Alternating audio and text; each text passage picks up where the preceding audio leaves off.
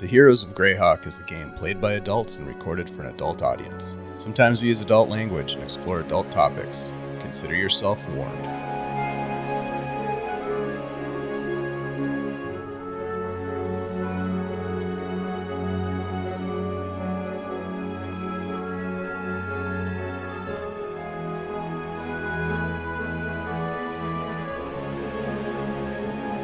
Hello everybody, welcome to the Superior Adventures Guild. My name is Dave, your humble dungeon master, and we are back for some Heroes of Greyhawk. Thank you all for being here. Great to see folks coming into the chat here. Hello, Wily Hobbit. Hello, Insomnia Night RPG. Great to see you coming back here. Andy G3D, thanks for the resub. Minnesota Muse, good to see you. Hey, we're all in there. That's cool. Great to see you guys here. While I'm thinking of it, and because it's important, big shout out to Wily Hobbit. You got to check out the Greycast, which is a podcast all about Greyhawk. It's so good. Love it. They just did a couple of episodes on the deities of Greyhawk, which I think all of you, my players, would probably find pretty interesting, as well as the people who are in the chat. So check it out. Yeah, probably. It's pretty sweet. All right. Well, let's, speaking of my players, let's say hi to the gang here. Hi, gang. How's it going? Hey! Hello. Great to see you all back for more fun. We're going to send you out on some rat catching missions next, so get ready. You might have gotten demoted from badgers. Well, we did kind of suck up the joint. I thought we were supposed to collect a bunch of apples. I'm ready for my spin-off, Xanthi, Goat Detective. Mushroom killer. You guys got the job done, which is really cool. So if you didn't catch last week's episode, please go check it out. It was pretty funny, pretty good. And it was a little harrowing at the end. I would say the performance was electrifying. But now what we're going to do is we're going to go around the table like we like to do at the beginning of each of our games and reintroduce ourselves, because I've forgotten who all these people are since last week. So why don't we let's start with the bearded guy. Oh, that's me. Go ahead, Kirk. Have at it, buddy. Nice. Yeah. I'll let you have it. This is the first time I've been acknowledged. Brand new for this beard. Brand new beard. Yeah. So I, this morning I woke up baby faced, and here I am in the evening, ready to play some Dungeons and Dragons. You don't got to.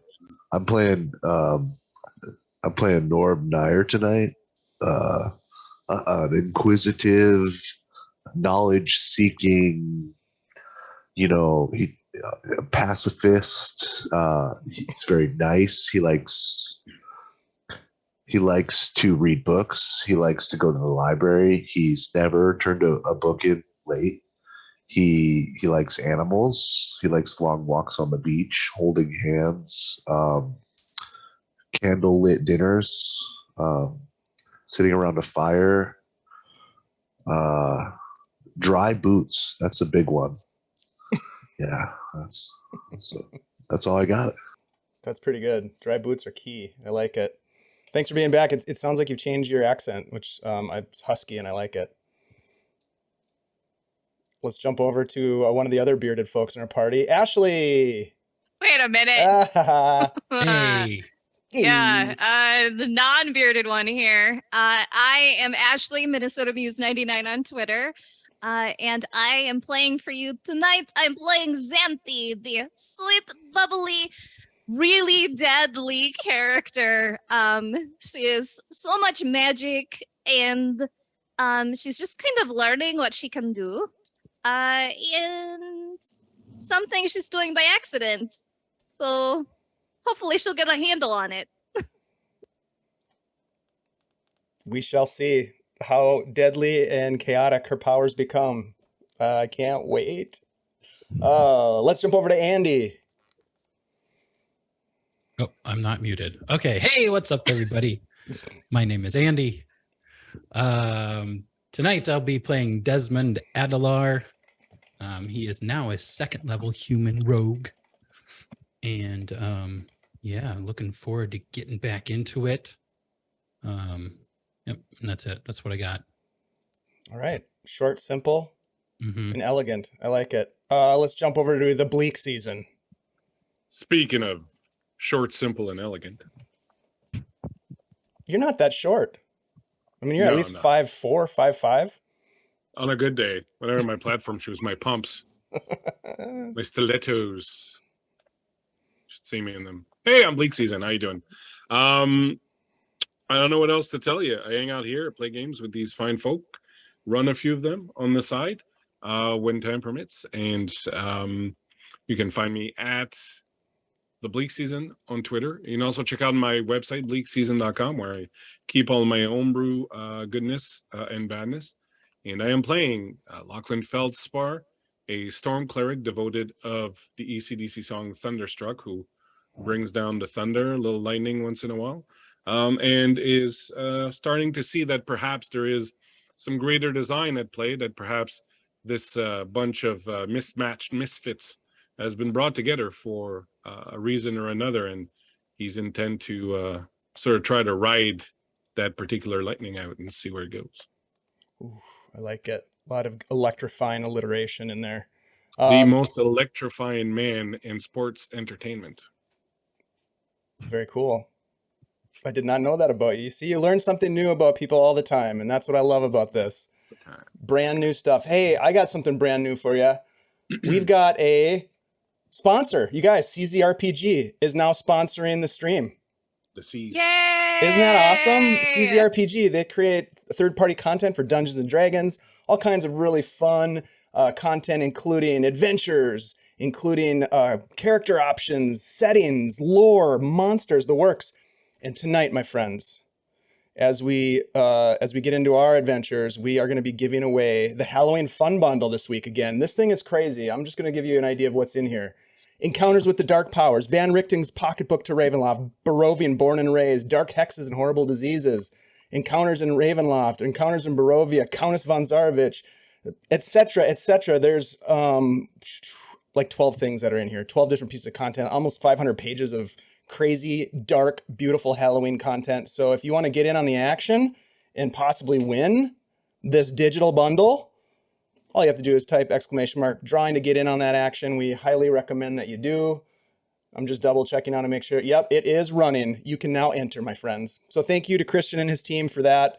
We really appreciate the support that they've given us for actually a long, long time. This is nothing new. They've been with us since, early on in our first adventure with the Dead Gang. So thank you, Christian. You guys are absolutely fantastic.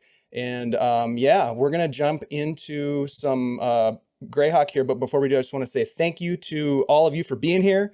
Appreciate your support. If you want to support the channel, please consider following us. We do appreciate you hanging out in the chat and just getting goofy with us. That's actually the most important thing. We really appreciate it. As we do what we do, it's always fun to get a little bit of a buzz from the action in the chat. So thank you for that. Big shout out to everybody in the guild. If you want to get involved and hang out with us when we're not playing games here, we have a Discord. You should check it out. We talk about nerdy shit and we recruit people for games, and we basically just have a good time in there. So come on over and check it out. You might even get yourself into a game with the Bleak Season or Ashley or Kirk or Andy or myself. You never know. That happens, and we'd love to have you. So please come on over and check it out.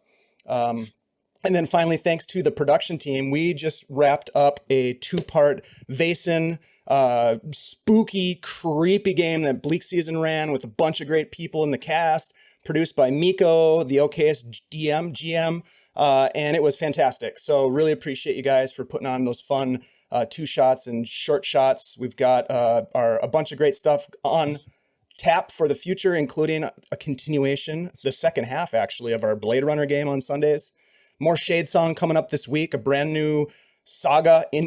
This is which one is this, Bleak? This is Saga 10. This is the last one of the season. Yeah, the last 5 parts of the season. We're starting with a double episode that's going to feature some of the villains that we've seen so far in the year. Like so Darkath? Darkath, Oh my God. Gaethra, Nhyre, and one that we haven't really seen yet. Bloodclaw. Lavia. Yeah, Gaethra Bloodclaw, played by the inimitable Darling Creepshow. So that alone, worth the price of admission. There's no price, and it's free. So come on over. All right, that's awesome. Well, there's a lot going on here, and we appreciate all the people who are hard at work making it happen. Very, very fun. All And don't right. we have like a new Monday Mayhem coming up? We do. Monsters Hunting is coming up next Yeah. week. Yeah, that's awesome. So Captain Madcap Mike. 23 is going to be running that one. And yeah, that should be really fun. Everybody's playing as monstrous PCs.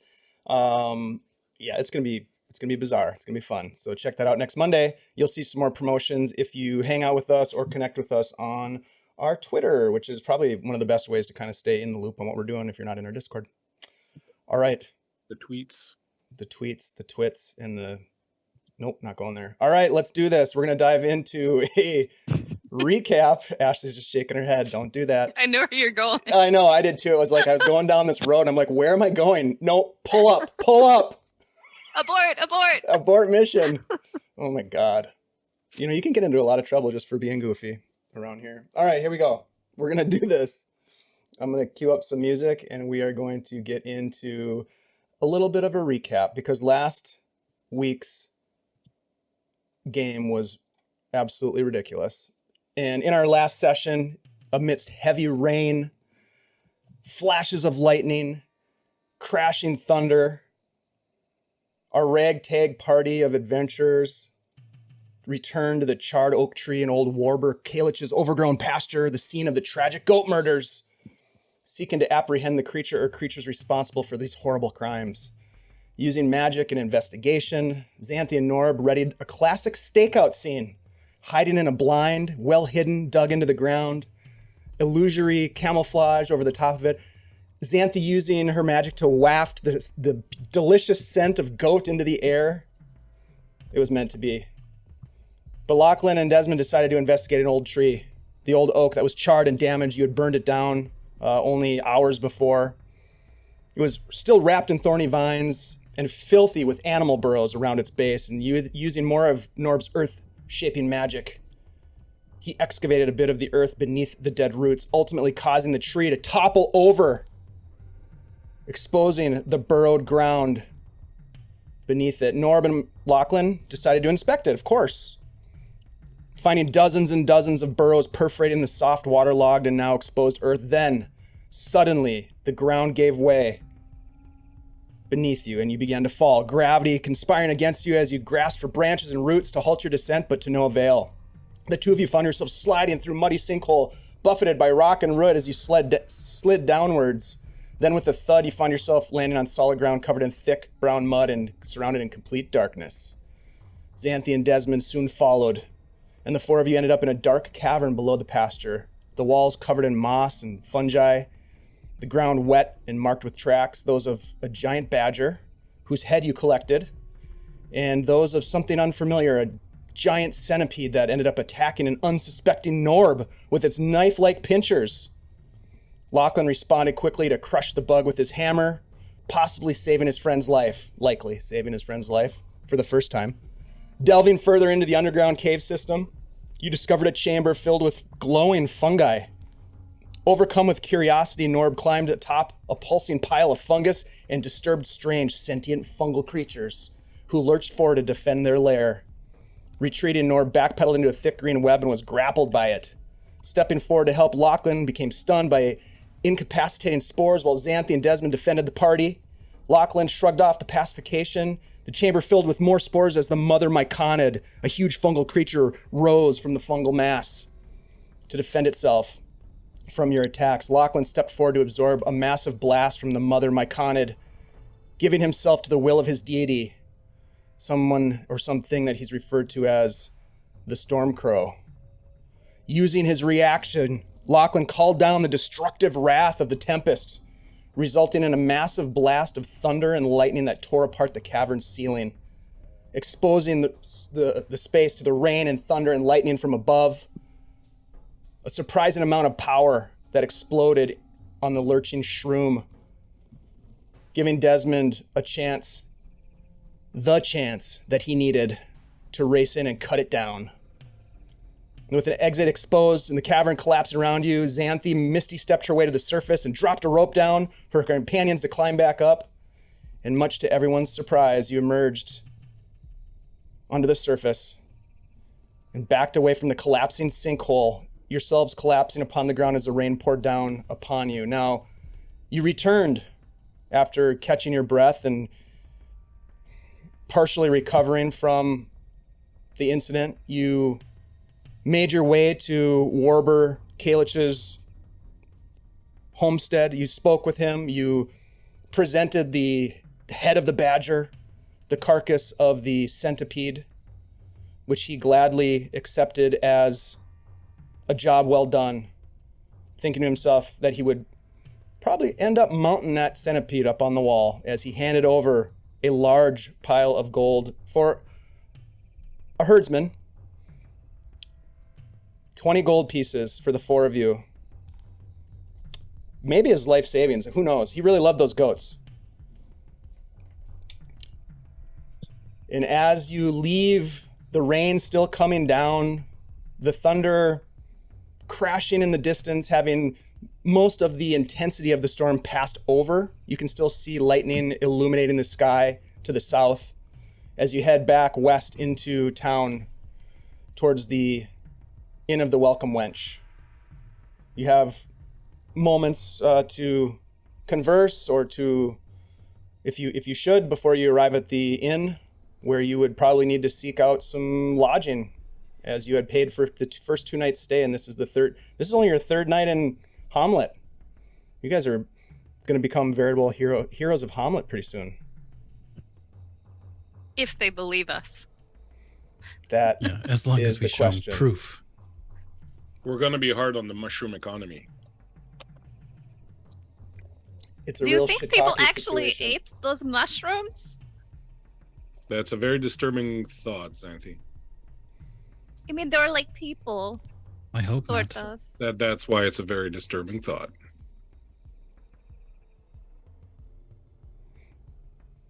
Just Well, trudging that was through pretty the rain. crazy. Yeah, I did think we were going to die. I thought I've- Norb was a goner for sure. I think there's going to be quite a few things for us to discuss. Once we're sitting around a nice table near a nice hearth, enjoying some warm food, nice cup of tea. That does sound nice. Yeah, I am soaked through. Is everyone okay? Is anyone still injured, or you seem to be limping a little bit, Norb? Are you all right, No, Professor? I'm good. It's the weight of this freaking centipede. You know, I came through It that is not completely light. unscathed. Well, They weren't shooting arrows. That's why. Exactly. There were no arrows involved. I think think you're we're- getting better. Like maybe you know, like you just was warming up the first couple of battles, and now like you've really gotten into the swing of things. that or you just have to keep fighting in caves where there's no need for ranged weapons. In darkness where no one can see me. Can't believe that farmer didn't want this sweet centipede body. What are you still doing with that? He did Oh, take it. so cool. He actually he's mounting he it took on it? his mantle. No, really? Yeah. Well, he did pay pretty well.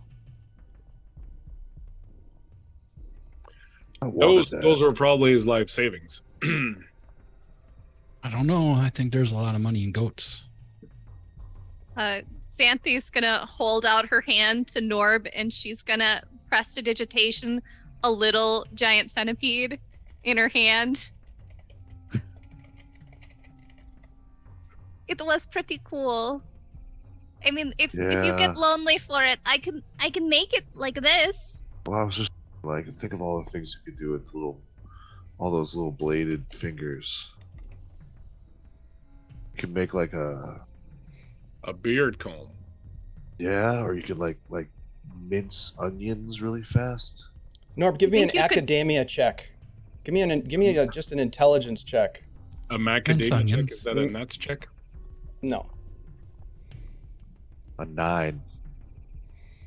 You don't really know the value of the specimen itself, but you've never seen anything like that before. It's probably pretty valuable to not only to science but also to collectors.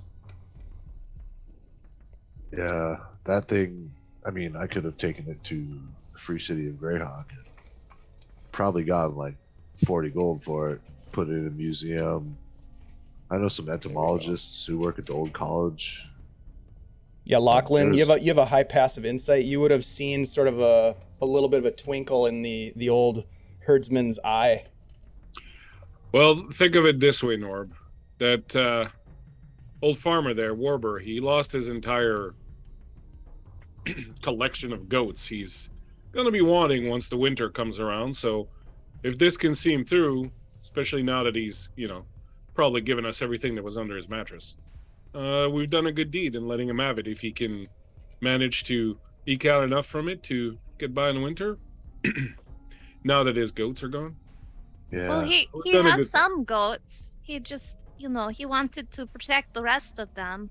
There's just so much we don't know about that creature. Well, I guess we'll just have to find out later. That giant mushroom thing. Maybe we'll find more.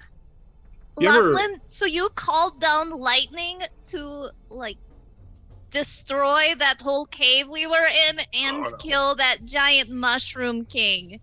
No, I didn't do anything. I didn't call down anything. I don't have the power to call down lightning. I Sure simply looked like you feared did. for us. Well, I simply feared for us.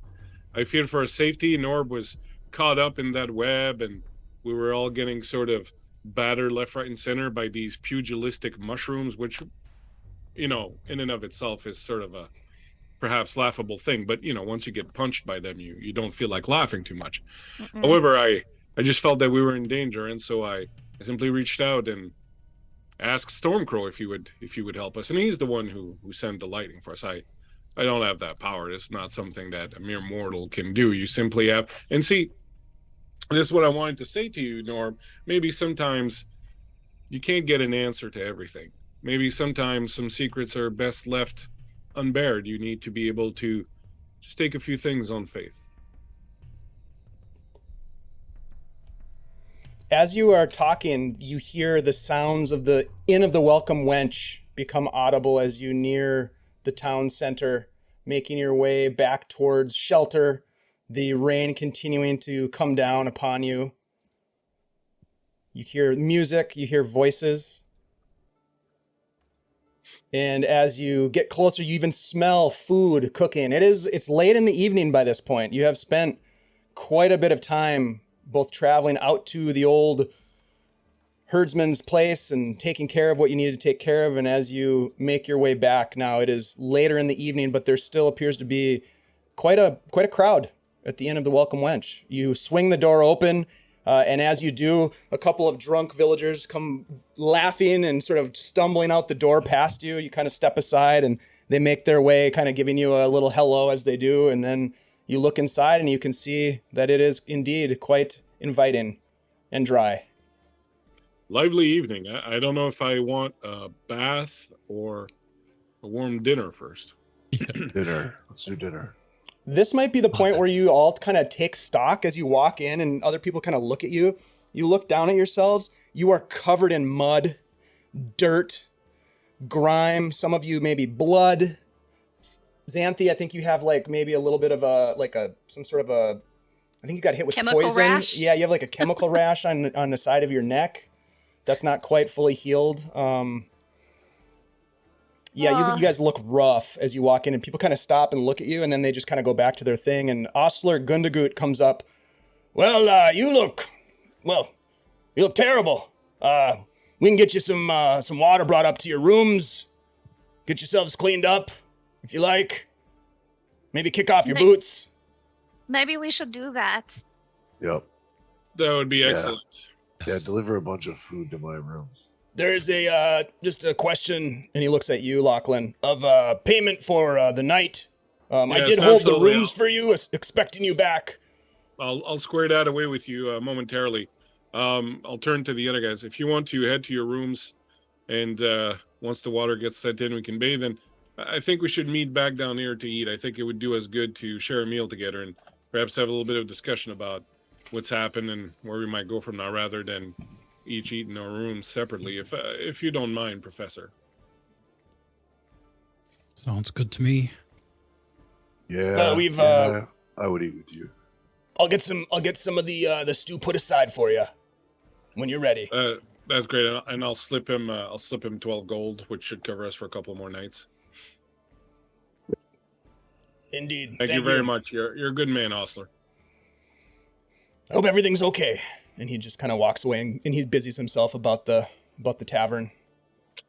I wonder if he's making mushrooms too. All right, let's go. Okay. Yeah, Xanthi will go up to her room and clean up and prestidigitation her clothes so that those are dry and clean, and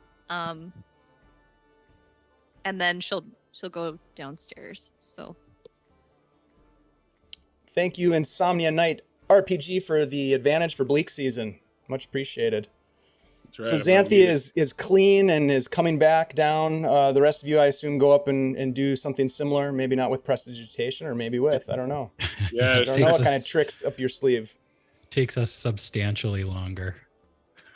You mentioned a lot of mud, and this is just out of curiosity. Could I mold earth the mud from my clothes? You could try to. I think it would take you a lot of time, but you I can would do it. still try. I Yeah. would try. You can do it.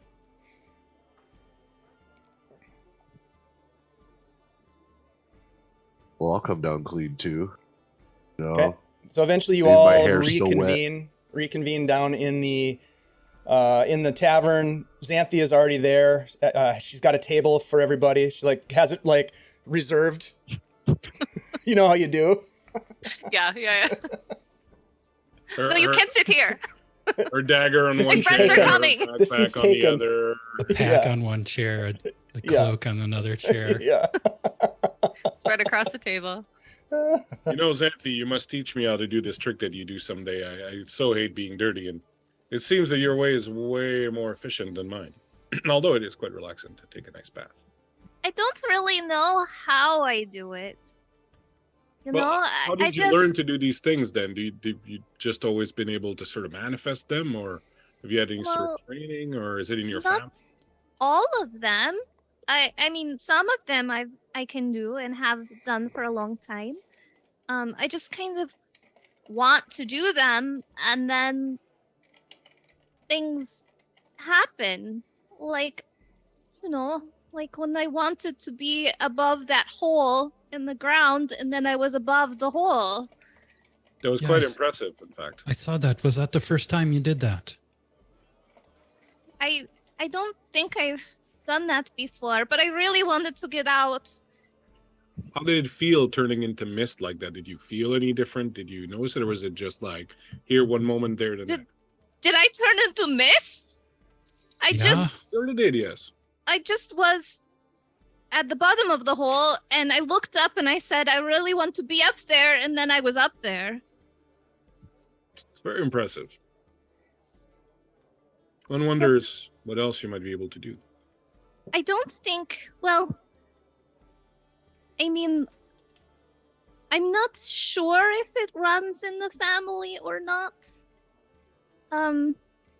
But Lulu can't do anything like that. So, Well, I've Um, seen you close some of Dez's wounds, sort of the same way you get your clothes clean. Was that also something that you'd done before, or what? you remember do you when we had that encounter with the bear, and you were able to close some of Dez's wounds and some of mine also, I think. Well, I just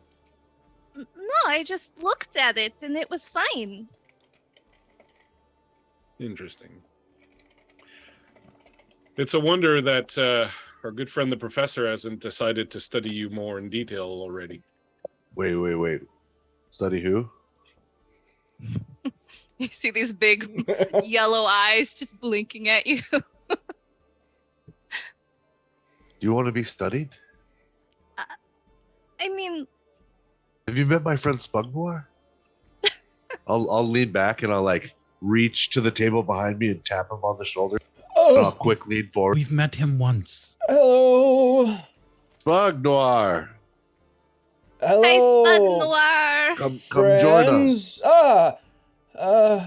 He I'll, closes his book. grab his shoulder and pull him up. Oh, over next to us. okay. You look You look very clean. Thank you. I saw you come in. You looked like you'd been through the ringer. Oh, you Bring- know. Through a tunnel, actually. Yep. It's, Yeah. regular hero work. Yeah. Heroes, you We say? No, more like extermination. Kind of heroes, Pest kind of control. exterminate. Yeah, it's complicated. Goat investigators. Wow. Did you come across any magical scrolls, did you? No, nothing magical scroll God wise, but I'm pretty sure he channeled a god and she is a What? natural magical entity, like a fairy or something. You'll have to excuse the professor. He's had a very harrowing experience in that tunnel. He unfortunately met some fun guys he couldn't handle, and well, I'm afraid it's They were left him a anything but little- fun. It's left him a little out of sorts. Well, I hope everything is okay. I mean, we did just get raided by Blue Box RPG. Thank you for the raid, my friends. Good God, this place is crowded. Get Yeah, yourself no a drink kidding. and There's settle there's in. 50 people here. now. Better than a raid by mushrooms. I know. I I better. was just trying to enjoy my drink and chill with my friends. Thanks for being here, you guys. Glad to see you. Hope you had a great game. We are at the Inn of the Welcome Wench debriefing, sort of. Spugnar looks very uncomfortable, but not as uncomfortable as last time. But you tell he's probably more awkward than Norb when it comes to social interactions. So they're kind of like two peas in a pod. Hmm. Is that possible? Dunbar, what have you I've read been- lately? Well, I've just been mostly trying to figure out, listening, to some of the travelers that have come through, trying to figure out where I might go next.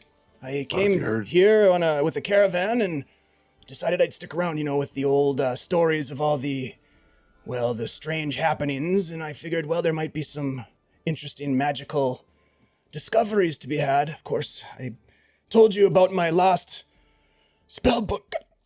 I can't believe I lost that thing, but I'm slowly building it back, and if you happen to find any spell scrolls, I'd be happy to, purchase them from you. Where did you Blockham, happen you to can lose tell- this book? You can tell with your high passive insight that he doesn't seem like he has enough money to buy anything. Where did you happen to lose this spell book of yours? Lost is one way to say it. I think it was stolen. Here? Yes. Since you've been here? Yes, in Wait, town. not the book that you had the other day. No, I have that. That's my journal. Oh, sweet. And- Okay. I'm Wait, slowly but why- if compiling my new spell book, Oh. but my was other going spell to book is say, missing. Your journal looks pretty magical. Don't tell anybody. I'd hate for it to be stolen again. That's rude. That's What? rude, Sandy. No, When no, did it's you last- fine. When did you last have it? Well, must have been about 5 days ago. That's why I'm still here, you see. Trying to either find the spellbook or perhaps find a group of adventurers that could take me on, and maybe I could, work a little magic for them in exchange for, a cut of the loot in terms of magical scrolls and the like. Things that might help me to purchase scrolls in the future, coin and whatnot. Mm-hmm. I haven't told Osler this yet, but I am a bit behind on my lodging fees. How much do you owe? About 3 gold. Oh, shoot. Spug. I told him to put it on my Fred. tab. I'm staying No, in the no, dormitory now. It's a bit cheaper. Oh, yep. Yeah, it is. Here, I'll slide him 3 gold so he can stay Oh, no, lodged. no, I can't. I could never. No, Spug, come on. I No, don't worry about it. Please, here, just take these 3 and then I'll slide him 1 extra one and be like, just try and catch up, Stay in the you cheaper are- room tonight. Very kind. Yes, the the dormitory is much cheaper, although you do have to put up with, people snoring and farting in the middle of the night, but I did like that private room. Nevertheless, my friend, I barely know you. You are too kind. No, We we're have just best been raided friends. by heroes and hooligans. Thank you, my friends. Thank you so much, you guys. Appreciate the raids. Look, I'm about to retire. It's late, but if you do need a magic user, I mean, you have a magical creature, and he looks over at you, Xanthi. I mean, I'm not a creature, I'm a girl. Well, he said you were like a fae or something. Maybe I mistook. I apologize. I No could be offense. wrong. No offense be wrong. meant. I'm so sorry, miss. I think he meant creature in a general sense.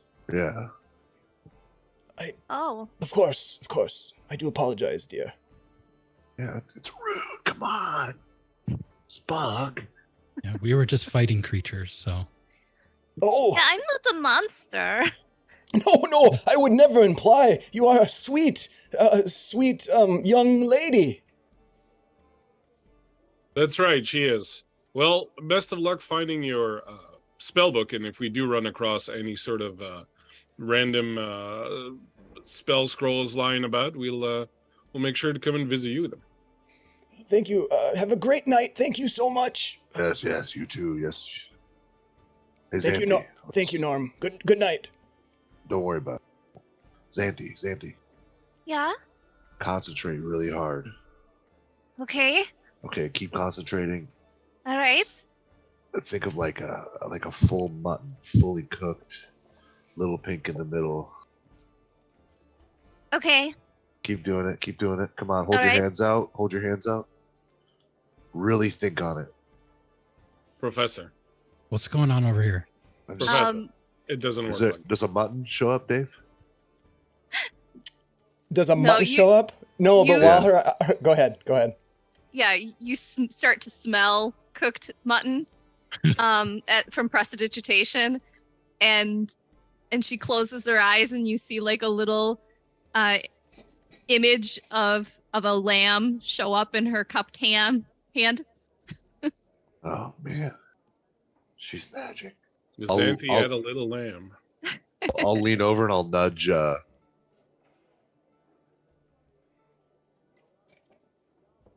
Lachlan. Yes, Norb, I can see the little lamb. Do you think she can conjure a steak? No, but you know who can? Osler. I know he could. I knew he could. You have to pay him. It's about this time where Sam, the server, comes in and she has a plate of cheese and bread and bowls of stew that she sets down in front of each of you. Vegetable that's stew, just what I need. Vegetable stew with venison. Okay. All right. Any mushrooms in here? Yes, we do have mushrooms. Mushrooms, Ooh, carrots, parsnips. Mm, Oh, Des is already stuffing his face. Yeah, I'm gonna slide my bowl across. No, I'll just have some cheese and bread. I don't care. oh, Yeah, Xanthi's gonna start picking the mushrooms out and put them on the side. nice. As long as they're not fighting back, I guess. These ones smell different. Could you bring my friend Norb here some sort of slab of meat, steak of some sort? Mutton, if you have Yes, it. yes, Biggest of one you course. got. Biggest, just massive. I could eat a cow. Oh my. Okay. But don't bring him a cow. He's just joking. No, not a full cow. I probably couldn't eat that Yes, much. figure of speech. I've heard them all. And she hurries off. So Thank you, Lachlan. I wanted to speak with the four of you as we're enjoying our fine meal here. You're doing a great job. Of speaking, Yes, to all four of us simultaneously. all three of you. I want the four of us have a bit of a discussion. I am as surprised and perhaps amazed at what happened in the cave. As I was saying on the road, it's not something I've done before, and it's not something that I even did there. But I know we've been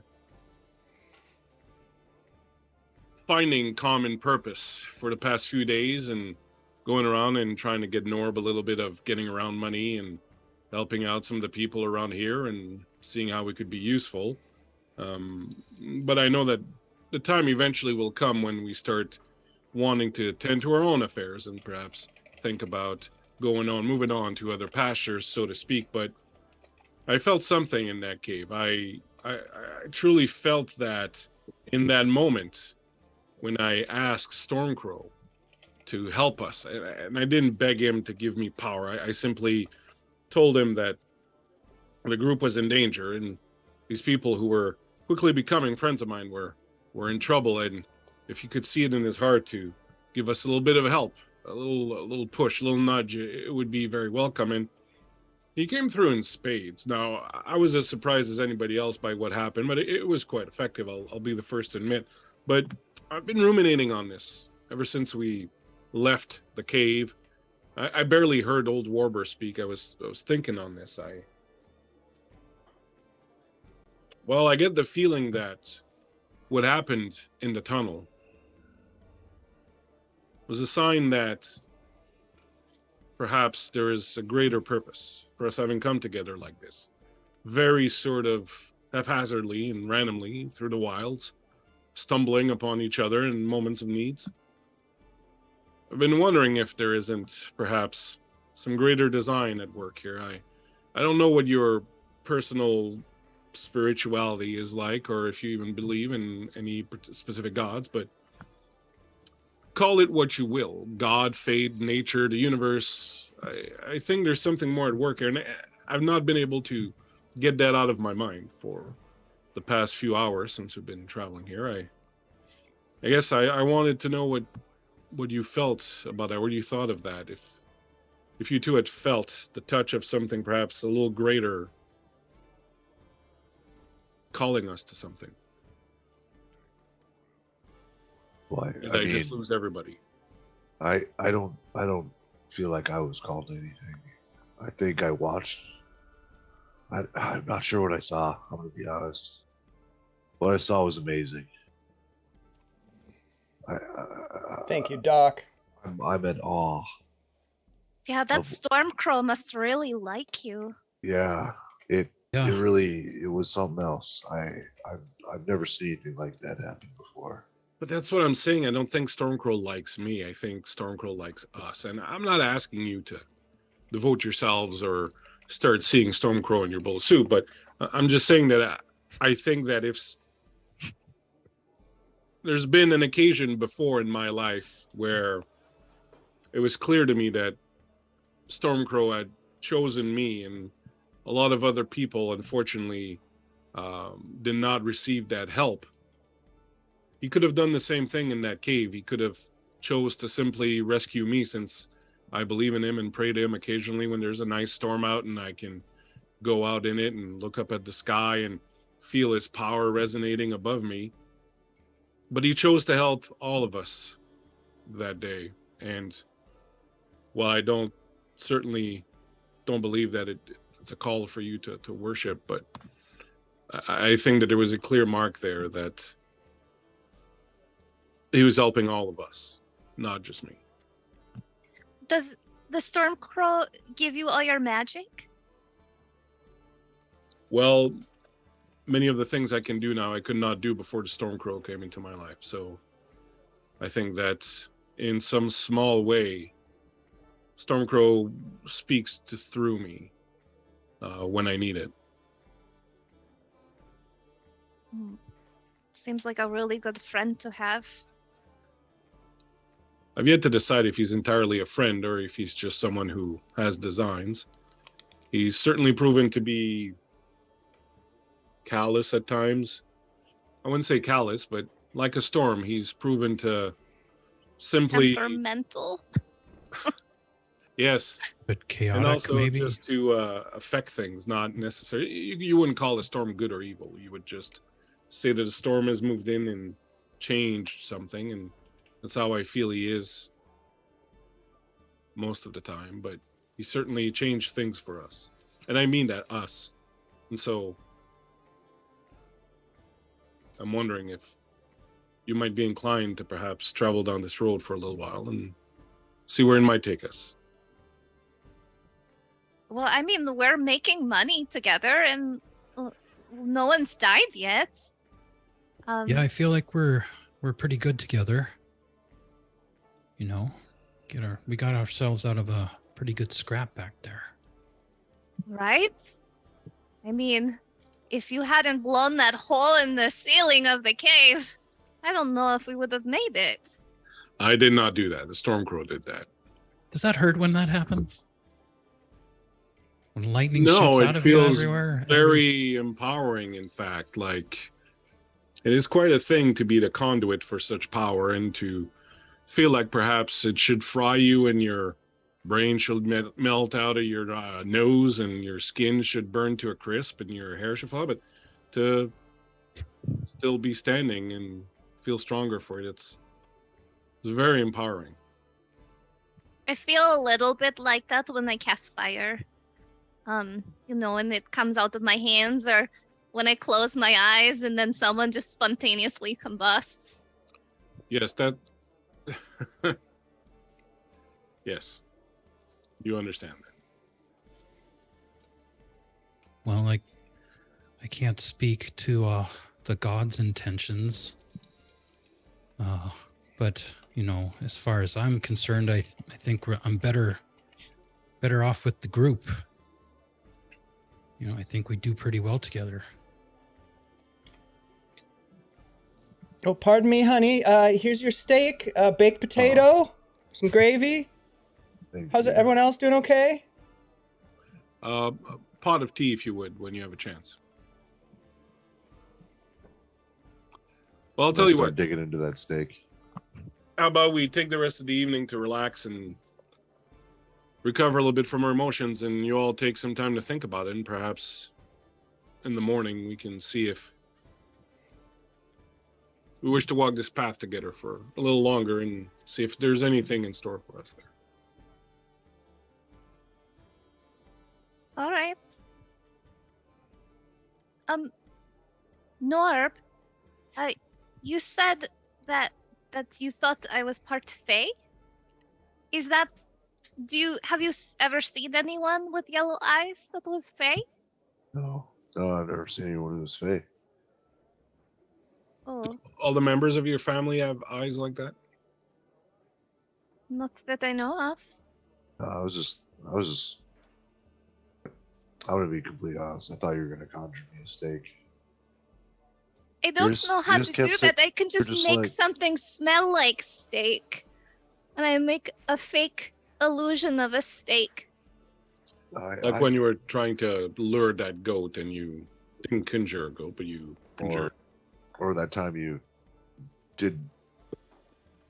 blew that guy up and lit him on fire. Right. But I can do this. And she waves her hand over your steak and she makes it taste better. Okay. That good old Montreal steak spice. Anyways. Prestidigitation. Wow. What did you do? What did you just do? I just... How did you do that? I added a little something. She added a little magic. Little Xanthi to it. So I've spent years studying the arcane magics. Do it to mine. Do it to mine. All right. And I The run stew my hands needs a over little it something. and I make it taste better. Oh, yes. Years I've studied this. And it looks a little cold, and I run my hands over it and I'll warm it. Ooh, even better. One skill to rule them all. Or a microwave. I like it. Well, it's been quite a harrowing night. If you will excuse me, Dave, is it still, what's the weather like outside? It is raining. You can hear, because you pay attention to these things, just the faint crash of thunder in the distance. There is a bit of a pitter-patter on the rooftop of the inn that you notice as you take a moment to think and sense. If you'll excuse me, I think I have some thanks to give, and I would like to go out and enjoy this storm while it's still with us a little bit, but I'll be back a little later, and for sure tomorrow morning I'll be around, so if any of you would like to chat further or discuss what's happened, I'll be glad to be there.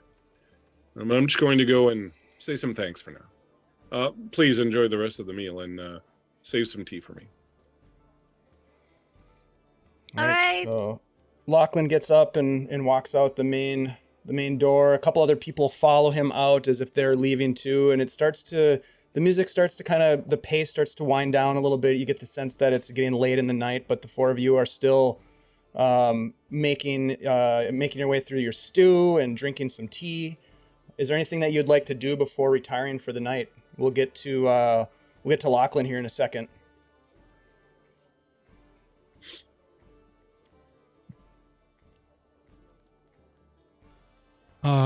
Des is gonna spy the guys playing cards over in the corner.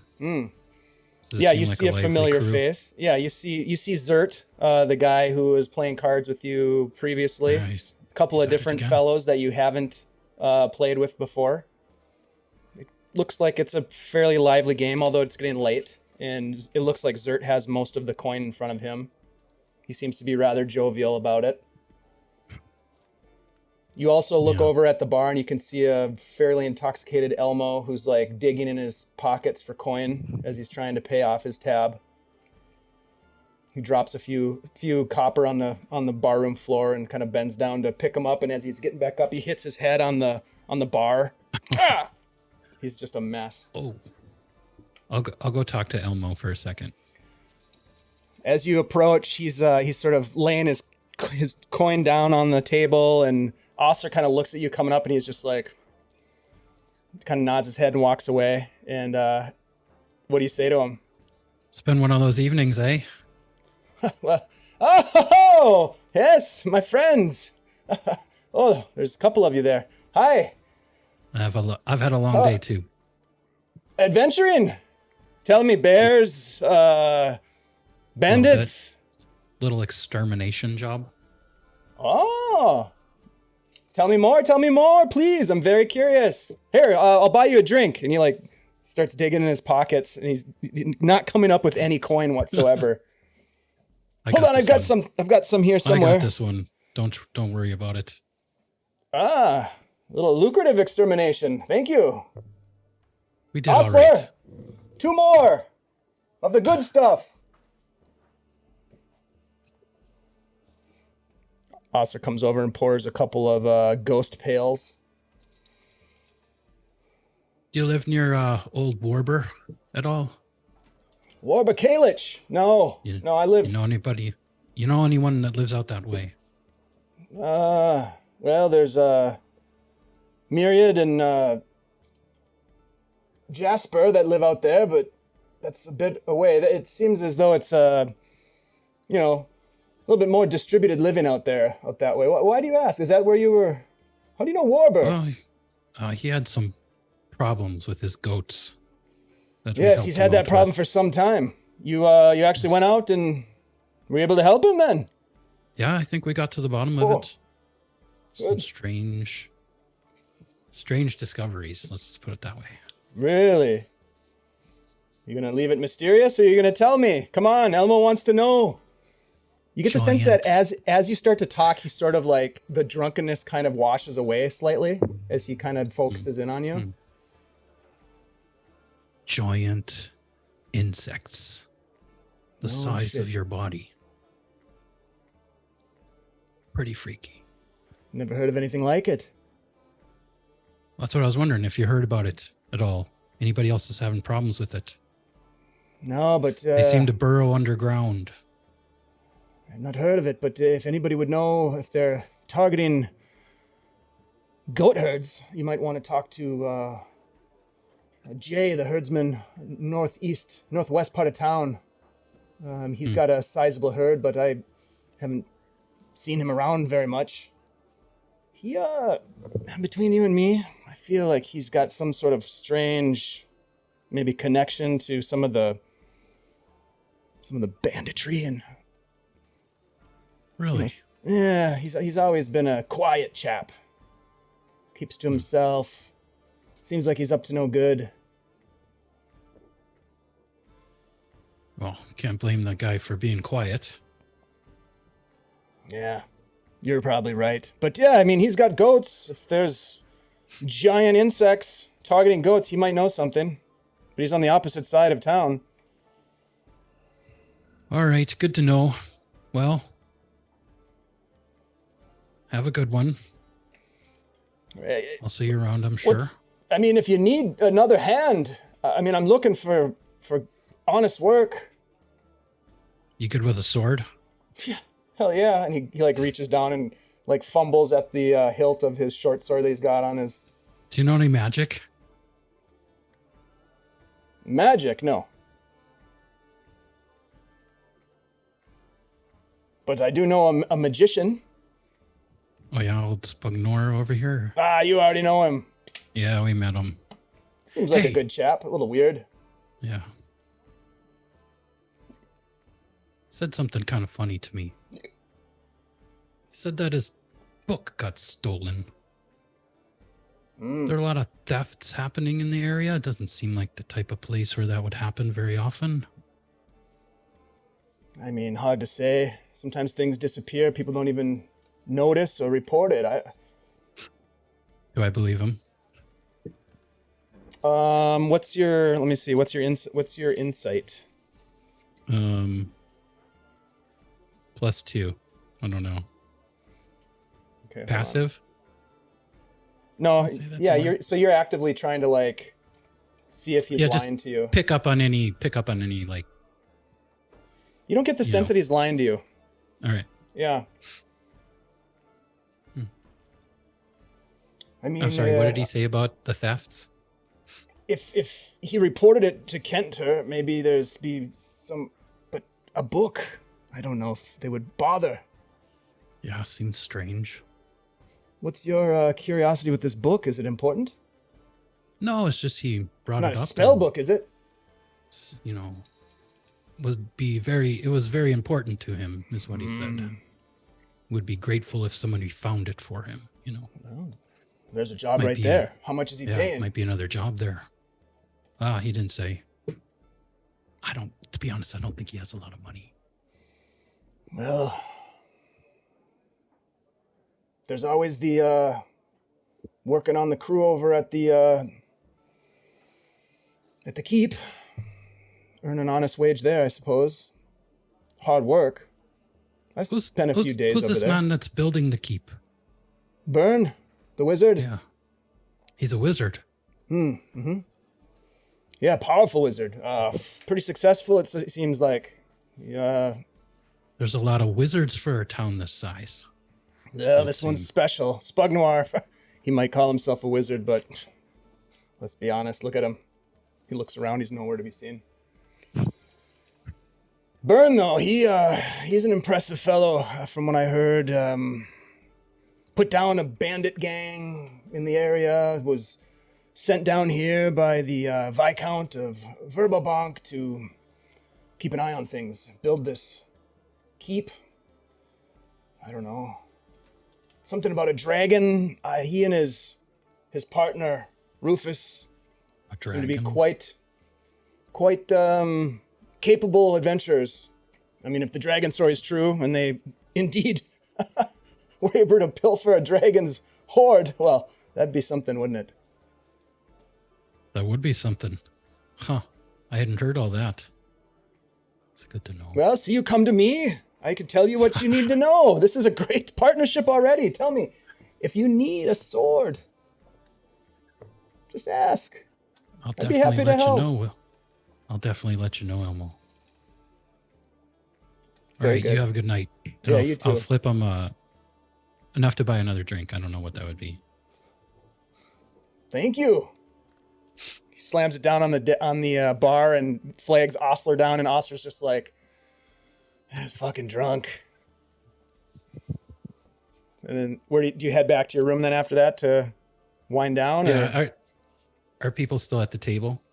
They're starting to wind down. You can kind of see what's happening there. And let's pause there and go over to Norb. Norb, what's your plan? Do you have anything that you want to accomplish before the night? I think Norb's going to be eating his steak, kind of marveling at it. Yeah. Spugnar already left. Spugnoir, sorry. So I think I'm, halfway through my meal. I'm going to look up at Xanthi, look over, see Dez having his card game friends. Be like, well, Xanthi, I'm gonna go take this to my room. And then he's gonna stand up, grab the steak barehanded, and just start walking up the steps, eating steak like a hot dog almost. Nice. Rip off a piece with your teeth. It's not gonna look like that difficult. Even if it is tough, he's just gonna bite right through it. It's a really good steak. Like, it's tender, it's cooked well. It tasted good before Xanthi put the her special seasoning on it, but now it's like really tasty. It's a nice steak. God, I could use a steak actually. That sounds really good. I know, right? I can't stop thinking about it. Let's get one at the break. Can we do that? All right, so you're heading up to your room. Xanthi, let's pan. Let the camera pans over to Xanthi as Norb bids you good night and heads up the stairs with his steak, hand in hand with his steak. Xanthi's like alone at the table now. And she just looks around. Okay, I guess I'll go to sleep then. Well, She gets up. Just, There are a lot of other people in the place. Like, they look over at you and kind of like, nicely just kind of like acknowledge you. So if you wanted to talk to somebody, you could, but if not, you can certainly do whatever you want to do. But no, I think she'll just like kind of awkwardly just go to sleep, go up to her room, and okay. she'll do a journal entry while she's up there, which would be page 7, weird fungus and mushroom men, with notes about scarecrows and twig creatures covered in blight. Nice. Your journaling is getting better and better with each entry. I'm gonna draw a picture of that mushroom man as well. Okay. What were we doing? Did you have like artisans tools? There technically aren't like appropriate drawing tools in the regular D&D 5e. Would it be like pencils of some kind, or like charcoal pencils maybe? Or, I mean, use your imagination, but roll a performance check and we'll see how you do. Okay. And you can just call it artisans tools proficiency. You may not have that yet, but you can work towards it because I think you've done this a couple of times. Yeah, I mean, yes. Natural 1 Oh. for a 6. So what I imagine is that you're drawing the mushroom, and as you're drawing, you're kind of falling asleep, and then it's just like. Fair enough. I drool a little on that page. Yeah. Something like that. But Fall something asleep you in can my come bed back on to. my journal. Yep. Fair. You have like charcoal on your face when you wake up, mixed with a little bit of drool. It's cute. It's a cute thing. All right, so that leaves us with Lachlan. Lachlan, you head outside. The rain is still pitter-pattering down. It's definitely not the storm that it was earlier, but the rain is still coming down. Are you looking for someplace in particular to go? Are you? What are you doing? Tell us a little bit. So I'll walk out and sort of take a bit of a stretch in the rain, and I'll look what direction the storm is moving to, and then I'll It's moving to the south. All right. Well, I'll try to find a spot. I'm not. I'm doing this as sort of a. Storms are dangerous, and I think that in order to kind of wield its power, you have to show that you're not afraid of it. So I would move in the direction where the storm still is, even though it's on the tail end of it, and then I'll try to find either a fairly wide open space, or if possible, like a hill or something that's a little bit higher. I'm not gonna climb on the on the tower or anything like that, but definitely kind of find a place that would be out in the open, where I would certainly be able to see the storm sort of in its entirety and all that. And there's no set ritual or way of doing this. Obviously, I've never been taught anything. It's just sort of off the cuff, but I will certainly walk out into this field or whatever. I'll strip of my armor and my weapons and whatnot, and I will lay them on the ground, and I will get down on one knee and pull from my shirt, my little barnacle medallion, and always looking up at the storm, not like sort of looking down or anything, because the power of the storm doesn't come from inside; it comes from out there, and it's part of nature. I will looking up at it and sort of watching that retreating storm. In some ways, wave it goodbye. Say thank you for not only for, of course, protecting me, and not only, of course, for protecting my friends, but for giving me a glimpse, perhaps, of a way to go forward, giving me a glimpse, perhaps, of a way that I might be useful and serve and be able to, perhaps at length, dig deeper into the mysteries of the Stormcrow. And I will certainly take the time to give thanks personally. And I don't belabor and I don't go on about it. And it's like, it's like a storm. It comes in and moves in and does the thing, and then it moves on. That's what he tries to do. And after he's done with saying his thanks, he'll just sit there in the field and sort of just watch it go. I'm not going to sit there all night, but he'll sit there for a while and sort of watch it go and just sort of go back in his mind through what happened and what it felt like, and just kind of try to wrap his mind around all these things, and just, I won't say meditate, but certainly take some time to think a little bit on everything that's happened and what it might mean, because he did mess up a portent once, and he doesn't want to do it again. So there's a little bit of fear there that he might be making that same mistake again. But he's going to feel a little pride, I think, a little proud that he was able to do this and sort of help his friends, and think that maybe he's got something to show them, and a way to show them, and somewhere to take him. And after a little while, once the storm has kind of moved out, he'll get dressed up again, and we'll slowly come back to the inn and go and drive. Before that happens, you get attacked, right? The Tyrannosaurus Rex you were asking me about earlier? No, that's for next time. Oh. You sit and watch the storm as it fades into the distance to the southern horizon, and just like the intensity of the battle, the sudden crescendo of fighting and tension and danger and worry of your friends dying, specifically Norb, there was a moment there where you maybe Lachlan thought he might lose his companion. That happened in such a violent moment, and then sort of receded and mellowed out. And in the same way that a storm hits and crashes and then fades into the distance, you watch as little strobe lights of lightning illuminate the sky to the south, and you can just barely hear the rumble of thunder. And looking up, you can see the clouds starting to sort of open a little bit, and there's the shining light behind them momentarily visible, and then hidden again of one of the moons shining down. And you feel at ease. You don't have any sort of further sort of like one-on-one connection with any sort of energy, but you do feel calmed in your thought of purpose. And maybe it's just the thought of purpose and the acceptance of some sort of a plan. But you, as you say, you gather your things and make your way back to the inn, again drenched, but satiated and satisfied, feeling good about things. Maybe you have found the people that you were meant to be with, at least for this moment.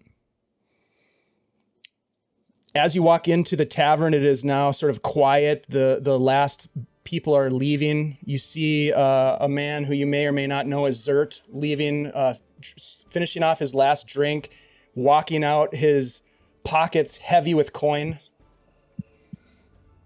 He kind of nods at you as you walk in. He walks out. You say I may or may not know him. Why do you say that? I don't know if you would have interacted with him the other night when, because I think everybody went to bed except for I think Lachlan Desmond went to bed last time. Desmond played cards with him and won a bunch of money off the guy. But and Xanthe helped him cheat, but you probably wouldn't know that either. Yeah, you wouldn't know that. Yeah, you probably We'll just All keep right. that. We'll keep that And, hush like, hush. the pockets are full of coin again, you're saying? Yeah, he just kind of disappears into the darkness. But yeah, you can hear the kind of the ching ching as he walks past you of coin jingling and jangling in his pockets. I'll approach whoever's left behind if it's Osler. Osler? Mm-hmm. Osler and Sam are both kind of cleaning up. Well then, son. It's a bit humid out there. You mind if I hang out by the fire here a little bit while you finish up, just to kind of dry out a bit before I Not at try all. all this up in my room? Not at all. Throw another log on. Make yourself comfortable. Appreciate it. That the man had just walked out. Old Zert? He always out here. Yeah, Zert. Is that his name? Yeah. Yeah, he's been staying here for I don't know, about a week. A little over a week. Is he always playing cards? He does play a lot of cards. He win a lot? He does win quite a bit. Anyone here with an issue, or people who perhaps are playing with money they shouldn't be playing with, or sort of losing out a bit too much, things of that nature? You know, I don't pay a whole lot of attention as long as people are buying drinks and spending money on food and lodging and not getting into any trouble, no fighting. But if this man takes all their money, how are they going to spend any money getting food and drinks in here? I'll tell you a little secret. I've seen him win a lot of money, but I've also seen him lose a lot of money. In fact, last night he lost a bit of money to your pal. It comes and goes. You're not much of a gambler, are you? Not anymore. I was in my younger days, although I'm still relatively young. I find that these days I prefer the sure thing. It's a little bit easier on the soul. I hear you there, partner. You a gambling man? No. Nope, just an honest, hardworking fella. So I got Yeah, this you- place here. Pretty proud of what we've done here at the Inn of the Welcome Wench. Is it a family thing, or were you the first owner? You know, I put it together. Proud of Been it. here a while? Yeah, a couple years now. There was a lot of opportunity after that situation, 10 years ago or so. Mm-hmm. Was able to come in and make a little life for myself. Employ a few people locally, and, well, we still get quite a few travelers like yourselves coming through on occasion, adventurers and folks traveling on to bigger and better places, but people want to come through and, well, I suppose some of them are looky-loos, tourists maybe, visiting the meadows. I don't know. People visit the meadows? It was a site of a fairly significant battle for the region anyhow. Mm-hmm. Let me ask you a question. The people who come here, like my friends and I bet they come here often because they hear rumor and they are hoping to find perhaps adventure, or Sounds about right. what do you think provokes those rumors? Because although we've seen a couple of strange things since we've been here, it overall seems to be a fairly fine place to spend your days. I'm just wondering why it is that so many people would keep hearing rumors about possible disturbances out here. I assume you get to see and hear a lot in this place. I mean, we have our problems just like any old town, but I think the proximity to the old, that old temple, I think that just breeds a sense of, I don't know, rumor, nostalgia, maybe draws people to it. People go there? I sure shit wouldn't, but draws people to the area. All right.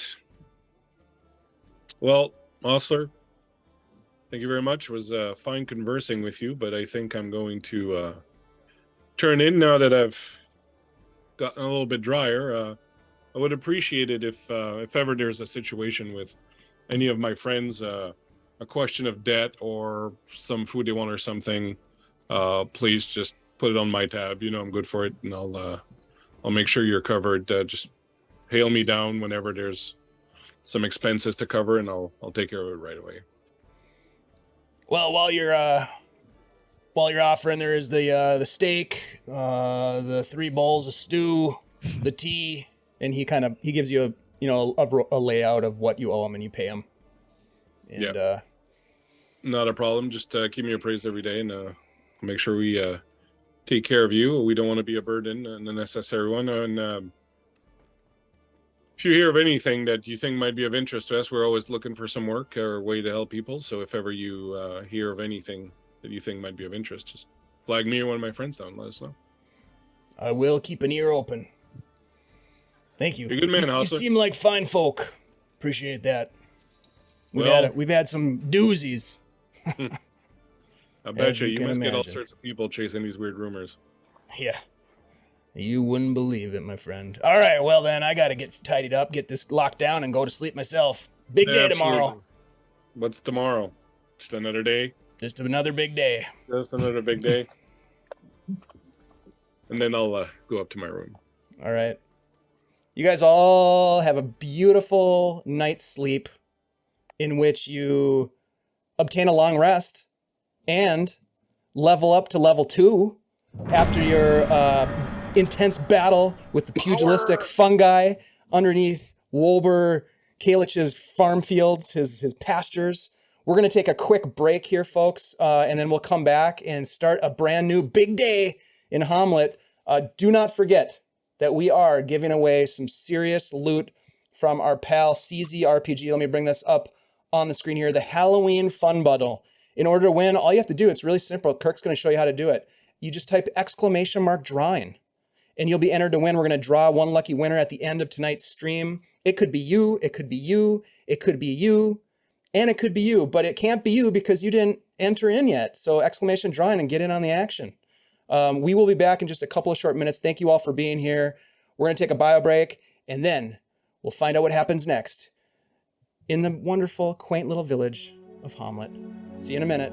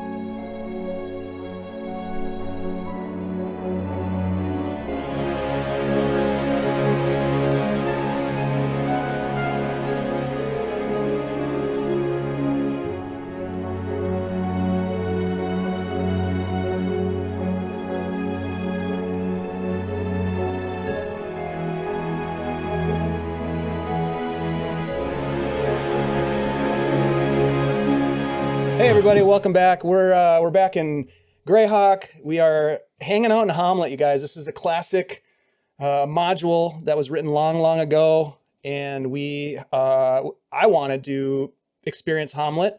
This is my first time running it. I've never played it before, so I was like, we got to get into some of the classics. I knew the perfect group of people to do it with. These beautiful people on the screen here.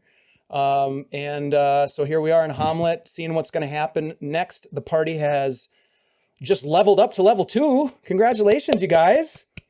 Congratulations. Woo! Yeah. Oh, we've earned it. We survived the most dangerous level. Yeah. Well, we'll see. Level 2 is deadly. Especially when Level 1 was fantasy pretty animal deadly. vegan gets involved. You know what I'm talking about. Every level is deadly when dungeon day Right. I is running mean, it. It's the dice. It has nothing to do with me. You have a reputation, man. I don't think My so. last character didn't die until I don't level think that's true. 3, so Yeah. We waited until he was fully invested in the archetype and then killed his character. yep. Oh. I didn't even have any tears left to cry. I don't know what by you're the end of talking the about. session. Life goals. I mean, don't know what Norb's you're at the talking top of the dead pool, but about. Yeah. I mean, it was Michael's fault. Let's be honest. and he will forever bear that burden. Yeah, He will. yeah, it was. He instigated Sorry, the Michael, we His just character's called you out. haunted.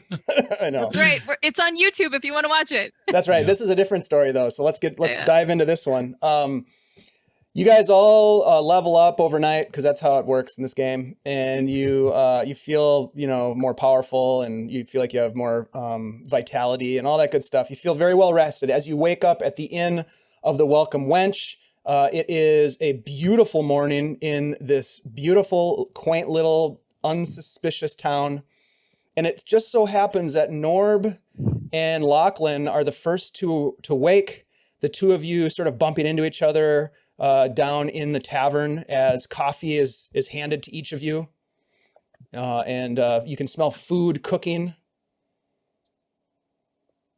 Yeah, I'll get some of that to go. What do you guys do? Sit down. Grab the coffee. I'll pull my fully packed sack like right on the bench next to me.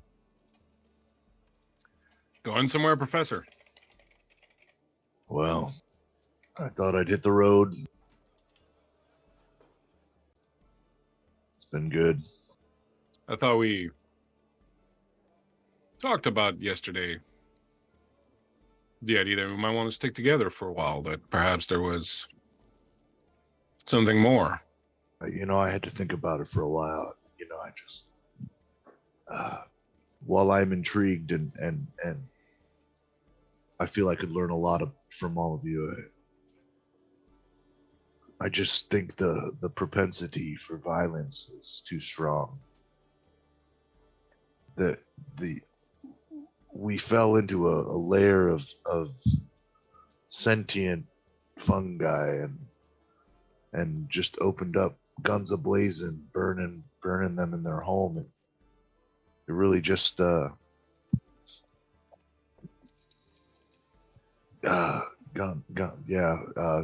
ablazing.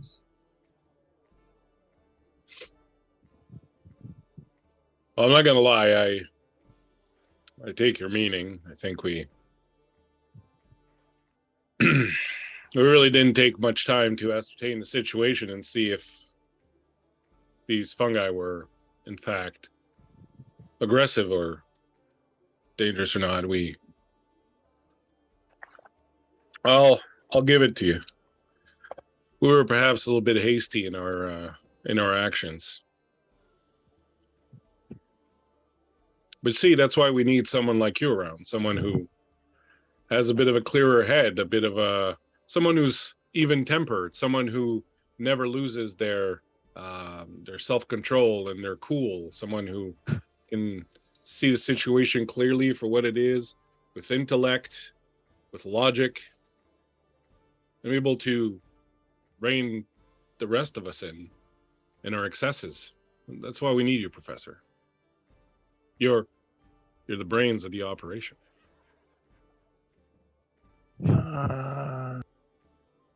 That's a lot of pressure to put on one man.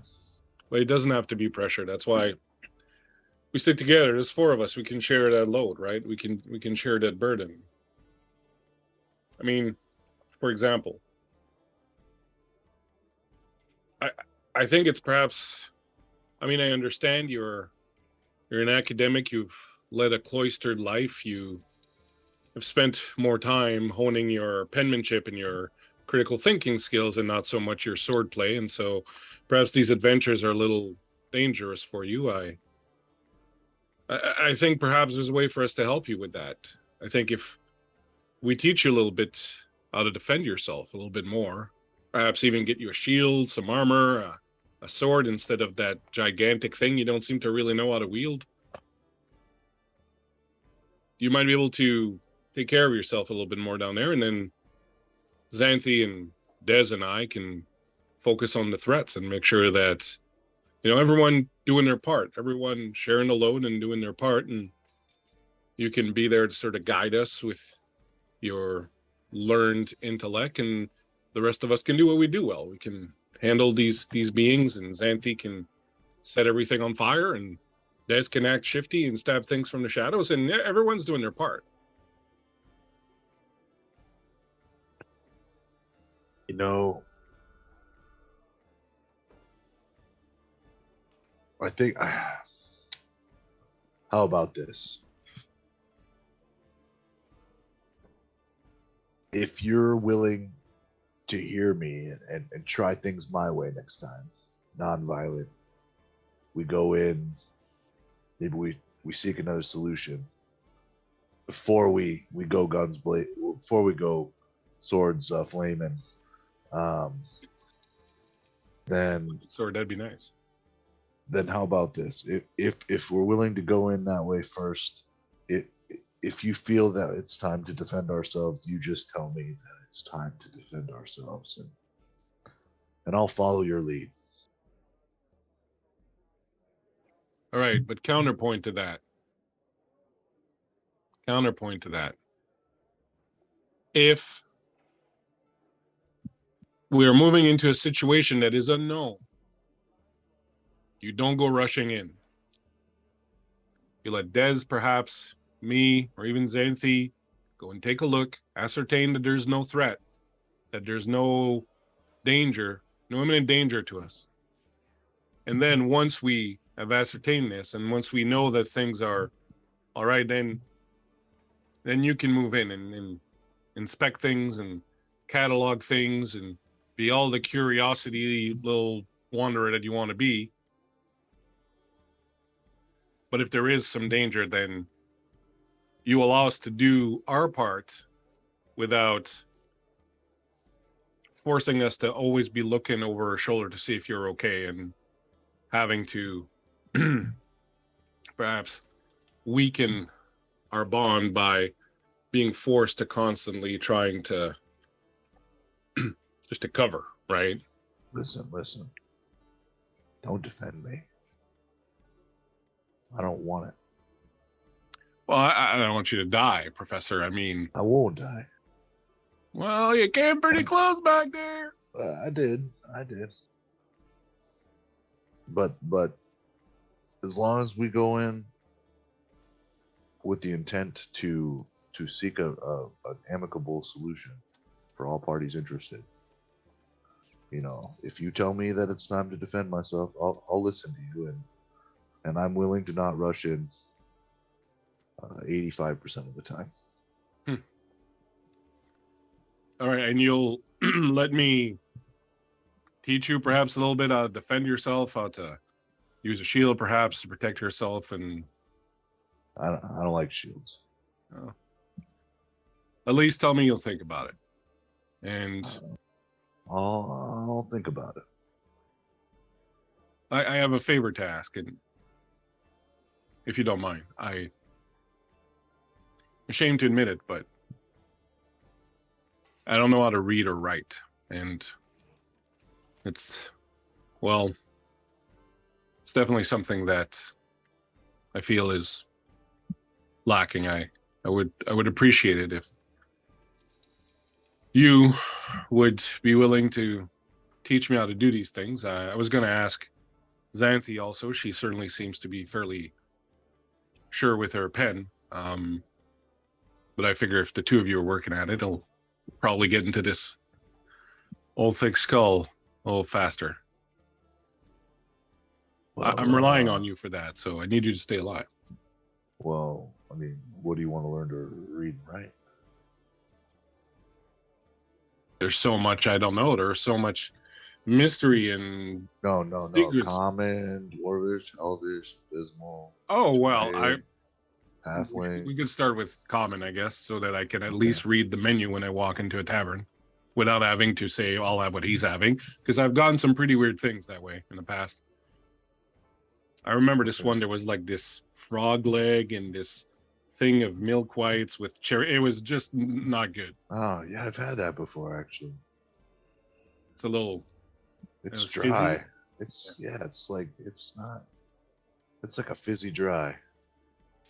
The others, Professor, the others are... I could see it in the cave. They were very worried about you. Especially Xanthi was very worried about your well-being, and because she was so focused on your well-being, she wasn't being careful of her well-being, and And so I just want to sort of lessen that stress on the others and make sure that everyone can tend to their own little flock, and that way we'll all be a little stronger. Right? I am picking up what you are putting down. Well, what I would like you to put down is your bag and tell me you're staying. Yeah, I'll stay. I'll stay as long as we can. I mean, I'll stay as long as it's, yes, I'll stay. Okay. That's all I ask, that we give it a chance. Sure, we'll get signs along the way, and if ever the signs point to us going each and off in our own direction, then I'll be the first one to say, let's break this band. Ed? Yes, in the Dwarven lands, my cousin Brumhilda Thunderkeg, back home in the Undermountains, was part of this group of bards that would get very drunk and make music in the taverns. Unfortunately, none of them knew how to write, so I was told at some point, instead of spelling it bard, they used to spell it B-A-N-D, which was band, and so that name kind of took off, and they were known as the band for the longest time. And well, my cousin is a bit of a rambunctious dwarf, and she took up a lot of space, she made a lot of noise, and people took notice, and as far as I know, they're on the road now. I think they're playing in Greyhawk next week.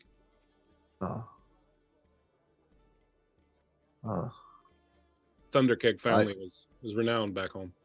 I completely misheard you. Then you corrected me with a long story. That's what I do. I can't read. I did not hear band. But now, anyways. Well, should we get some breakfast? I like to share. I'm sure the other ones will be down anytime now. Thank you, Professor. Yeah. Let's...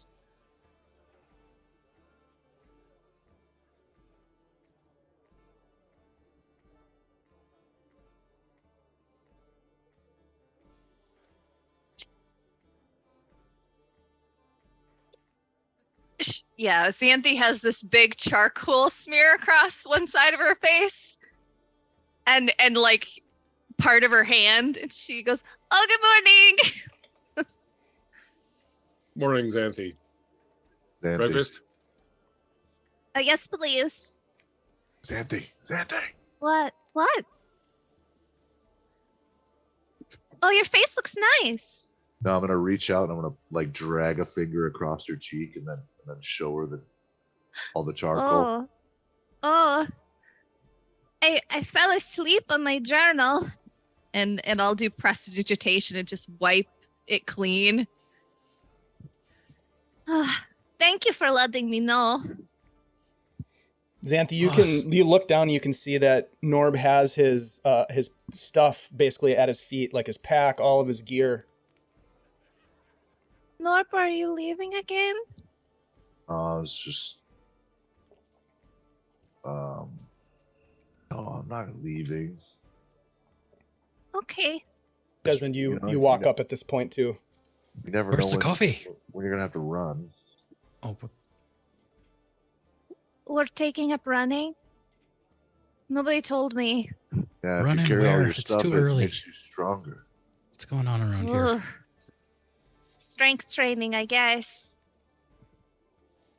One of the servers comes over at this point and says, "Y'all want breakfast and coffees? Why don't y'all have a seat?" Just tea. Okay, honey. I have some more of those muffins. Yeah, you guys are able to have, a very nice breakfast with muffins and tea and coffee and eggs and maybe even a little bit of bacon. The question then remains, what do you do with your fourth day in Hommlet? What would you like to do? All right, well, we completed one job. But, it seems like every time we get into something, it just gets bigger and bigger. I think that maybe there is something going on here at Hommlet, and maybe we should check out that tower. Maybe people here just don't know that it's happening, and we should look for ourselves. Wait, know, I the did- Evil Tower? I did get a little more information on that tower from Elmo last night. Oh, what did he say? Well, I didn't know this, but it's being built by a wizard. Is it the same as that's Keep? That like Did I catch his name, Dave? I can't remember. Burn. Burn. Burn is his name. That's not ominous. We might want to introduce ourselves at some point. didn't Apparently, he's pretty powerful. Nevit said something about that as well, about someone was building a keep? Yeah. Or they're Apparently- building it on the site of the tower? Apparently, he took out a gang of bandits, and possibly a dragon. Something about a dragon. Pretty crazy stuff. Hmm. Who builds a keep on top of a scary cursed tower? Is that what's over there? Isn't it like the temple? The temple that used to stand here some years ago, the innkeeper last night was telling me that a lot of people here are drawn to that place. Adventurers that come through town and end up going in that direction.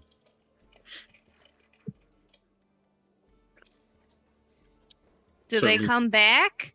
Dave, would I know about the temple in the area? Oh yeah, you're from this region. You grew up here. Mhm. The keep that is being built is actually in town. Mhm. This is not the site. Hommlet is not the site of the temple that was The Okay. evil temple. the Yeah. evil temple. It is a journey from here, but it's in the region. And many of the people of Hommlet rose up to fight against the denizens of the Temple of Elemental Evil 10 years ago when they rose to enslave the countryside. Okay, I Um, thought there was another ruined temple in town. So There that's why I is asked. there is a tower that you probably would have seen, and there is a construction site where they are building a new keep, a castle maybe even. Hard to tell. It's in the early stages, but there's a tower that's already been built that looks pretty robust. Yeah. All I know is those keeps cost a lot of money. You think maybe he has some work he would like done? I'm thinking so.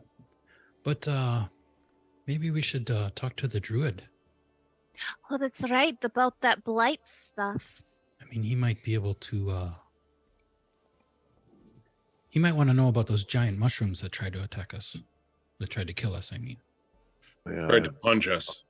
I have a couple They're- handfuls they're of very the punchy. big one.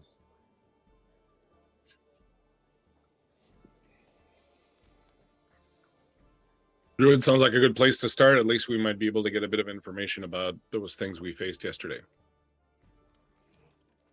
All right, agreed. After breakfast, we will go see the druid. Okay, so you finish up your breakfast and you head to the Grove.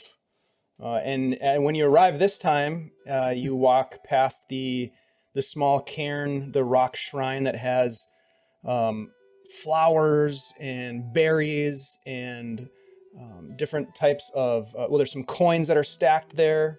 There are some trinkets that have been laid there, different from when you were there only 2 days ago. You get the sense that maybe there have been a few people that have come to see old Jeru Ashstaff in the last day, as he is in his garden, kind of squatting down, working. It appears in the garden. It's hard to tell as you approach. He doesn't quite see you yet.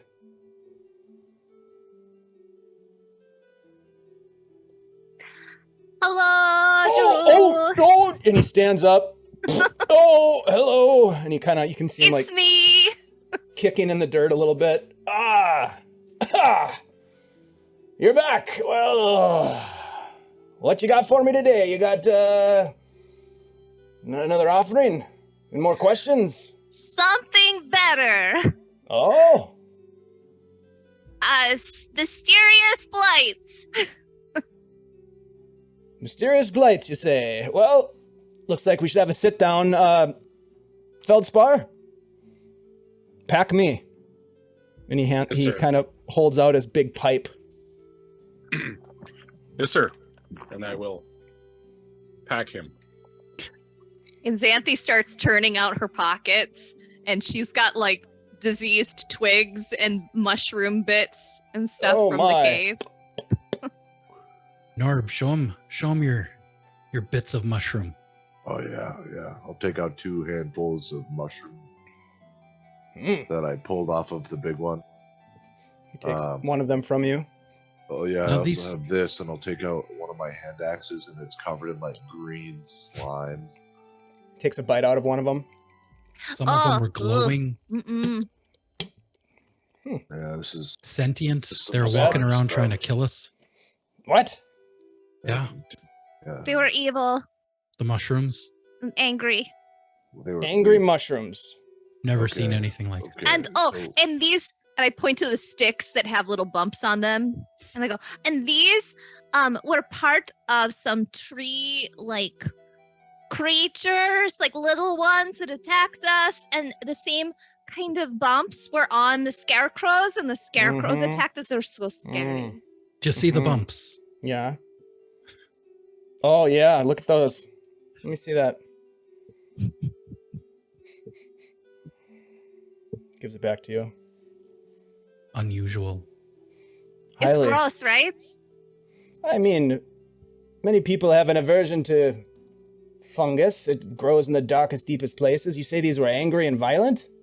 That Yeah, seems they- strange. Animated things. we it may attacked have us. busted into their place. They were murdering sheep. There was Goats. also Fire. very God, large insects, this is a lot to take in. human-sized insects. Insects, sheep killing mushrooms. Yeah. No, I don't- Goat killing mushrooms. Well, I They don't killed know if goats too? We're not sure they killed any goats or sheep. Well, the plants out there, the vines would wrap them up, choke them. He just kind of looks around. Are you guys fucking with me this early in the morning? No, this is No. why we came to you, because you're supposed to explain to us what happened out there. Oh, Like okay. you're the expert, right? Well, yes, Yeah. of course, of course. Angry mushrooms. Evil, you say? Well, it's unclear whether or not they were evil. We did disturb their rest, so perhaps they were just being territorial. We were underground too for some of it. Okay. Where was this? Oh, there's all these tunnels under Warber Kalish's his property and his fields. Kalich, you I mean- say? Yeah. Hmm. Interesting. I should maybe pay old Kalich a visit. Maybe get to the bottom of this. Oh, Ask him about the part out by the old tree, the old oak tree, I believe it is. that That's old what it oak is. tree has been around for hundreds and hundreds of years. Just a majestic creature. Had a personality, you know? Just Yeah, had. It may have burnt down in the chaos. what? It was already kind of dead. I mean, that They're spongy burrowing stuff underneath kind it, of yeah. like killed it first, and then there, like underneath it, it was all hollow, and so I mean, it did get burned, but that it was pretty much already dead.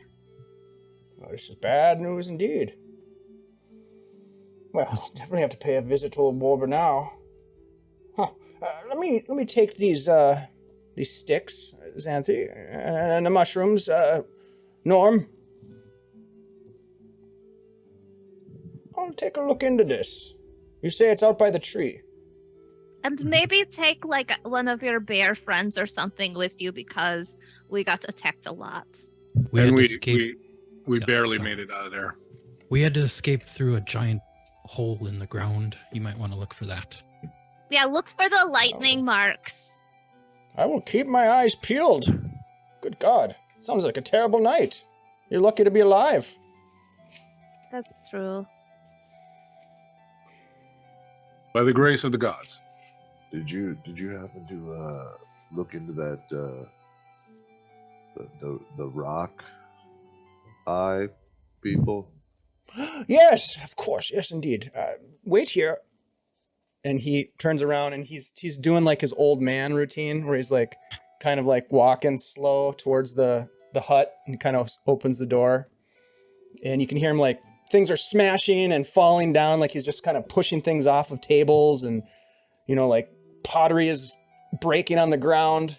And then finally he comes back up and he's kind of standing a little bit more upright, but then he like remembers and he kind of like hunkers down a little bit and comes out and he says, yes, and he hands it back to you, Norb. Says, I asked a bit, talked to old Kenter, Nevitz himself, doesn't ring any bells, but we both thought it would be good to have you go maybe talk with old Byrne, the one building the keep. He might know something. He's he's one of them hoity-toity types sent down from Verbalbank to keep an eye on us locals, Yeah, more money than the gods building that monstrosity of a keep. But he says he's here to keep things safe. Is he a known quantity in these parts? Has he been around for a while, or? He did some work for the Viscount and put down some bandits. Saved someone with some noble blood. There's stories floating about adventurers that he and his Burns Badgers, as they call them.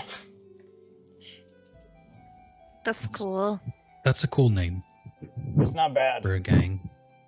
Burns Badger. They're not so much as a gang as well. They ain't the militia, but they're more of kind of like the Viscount's men. You know what I mean? Long arm of the law. Hoity-toities. Very long arm, if you catch my drift. But Man, they mostly you keep to guys- themselves, stay out of, business of the people here in town. They're just lackeys of the crown. That Is there a castle family they're name building. to attach to this Byrne feller? Say it again. Is there a family name to attach to this Byrne feller? That I'm aware of. Rufus and He's a Byrne is what wizard. they He call only has them. one name. Yeah, wizard types. Obviously a frost mage. How do you tell? Hadn't thought of that. All right, well, perhaps we'll go pay him a visit. Will you keep us abreast of anything you discover at Old Warbur's farm if you need any help with anything? I'll follow up with old Warber and I'll let you know. I'll give him a couple more pinches of tobacco. Thank you. Here you go for the trip there. Don't forget to leave an offering. And he kind of starts walking back to the garden where he squats back down. Man, you guys, all right, the bandits around here have membership rocks, and like the people building the tower have like a cool gang name. I'll toss a Kirk. silver into the Hey, collection. thank please. you. I'll toss a few coins too. You're from Verbabank, aren't you, Des? I You ever hear this Byrne character? would I have heard of him? Roll a history check.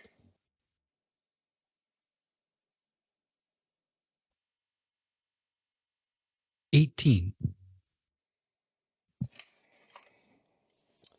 You have heard of the Viscount basically gifting lands to people who have done great deeds for the crown.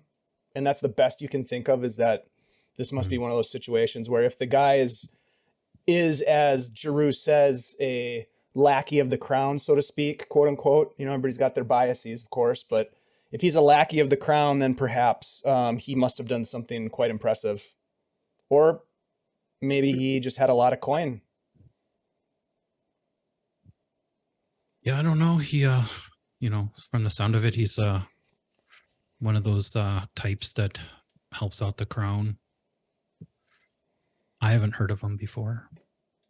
You said Well, you'd maybe heard of- we should go meet him. Should go at least gawk at him. Yeah, we should Find out find out what what he's he's all about. about. What were you saying? I just said I'm down for some gawking. So you guys make your way out of the grove back into the town center. And it's early morning still, so you're going to make your way to the eastern side of town and go check out the guard tower and the construction site. Is that the plan? Okay. Mhm. Yeah. All right. So you guys are making your proverbial way. I don't know. Did you prep that? Because if you didn't, then we're definitely going there. This is Hommlet, What's baby. the least You can go convenient for anywhere. you? You can go anywhere in Hommlet. That's the whole point of Hommlet. Is It's all like documented. you got to go somewhere.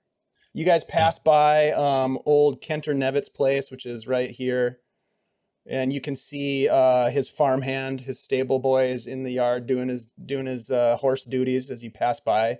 He doesn't. He's He still, doesn't, away. he's still blushing at Xanthi. he doesn't notice that you guys are there. He's just busy working, as a good hand does. You do see as you continue to the east, and you've passed by here before actually when you went out to old Warbur's place, but you can see now, you take a little bit more note of this guard tower that sits perched upon the hill. It's about 60 feet tall. There is a small tower that kind of rises inside that is 30 feet above the ground, and the entrance you can see is accessible only by these stone stairs that sort of wind up, this curving flight of stairs that terminates at a landing about 10 feet up. And then there is the outer door of the tower that lowers to form a drawbridge over to the entrance of the actual tower itself. And there's a splay around the base about 6 feet in height, and the lower and upper battlements are maculated with merlins placed, being pierced for archers as well. There's two men at arms that are upon the roof, cradling heavy crossbows as you approach. You end up bypassing it so you can get to the stone stairway that leads up to the guard tower itself. And as you do, you pass through what it can be best described as like a tent village. There are half a dozen or maybe a dozen ramshackle tents and lean-tos that have been hastily constructed along the edge of this cliffside. And there is a central fire pit where there's a curl of smoke wafting above it. Looks like someone is just kind of like finishing off the breakfast. As to the east here, there is a crew of men and women who are a construction crew that are working on the construction of what appears to be the foundation of a rather sizable keep. So there's these kind of two hills here, one of which has the guard tower and one of which is the construction site. And there is an individual about right in the middle here that's at a fire pit that is kind of taking care of whatever they're taking care of. This seems kind of heavily guarded, doesn't it? Yeah, are there a lot of guards?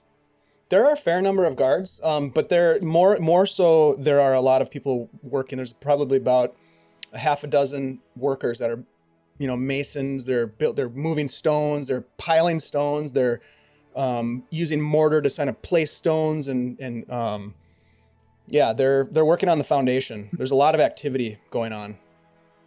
Are there enough tents for all these people to stay here? I'm just wondering where these people are staying. We haven't seen them. You get the sense that there are more people than tents.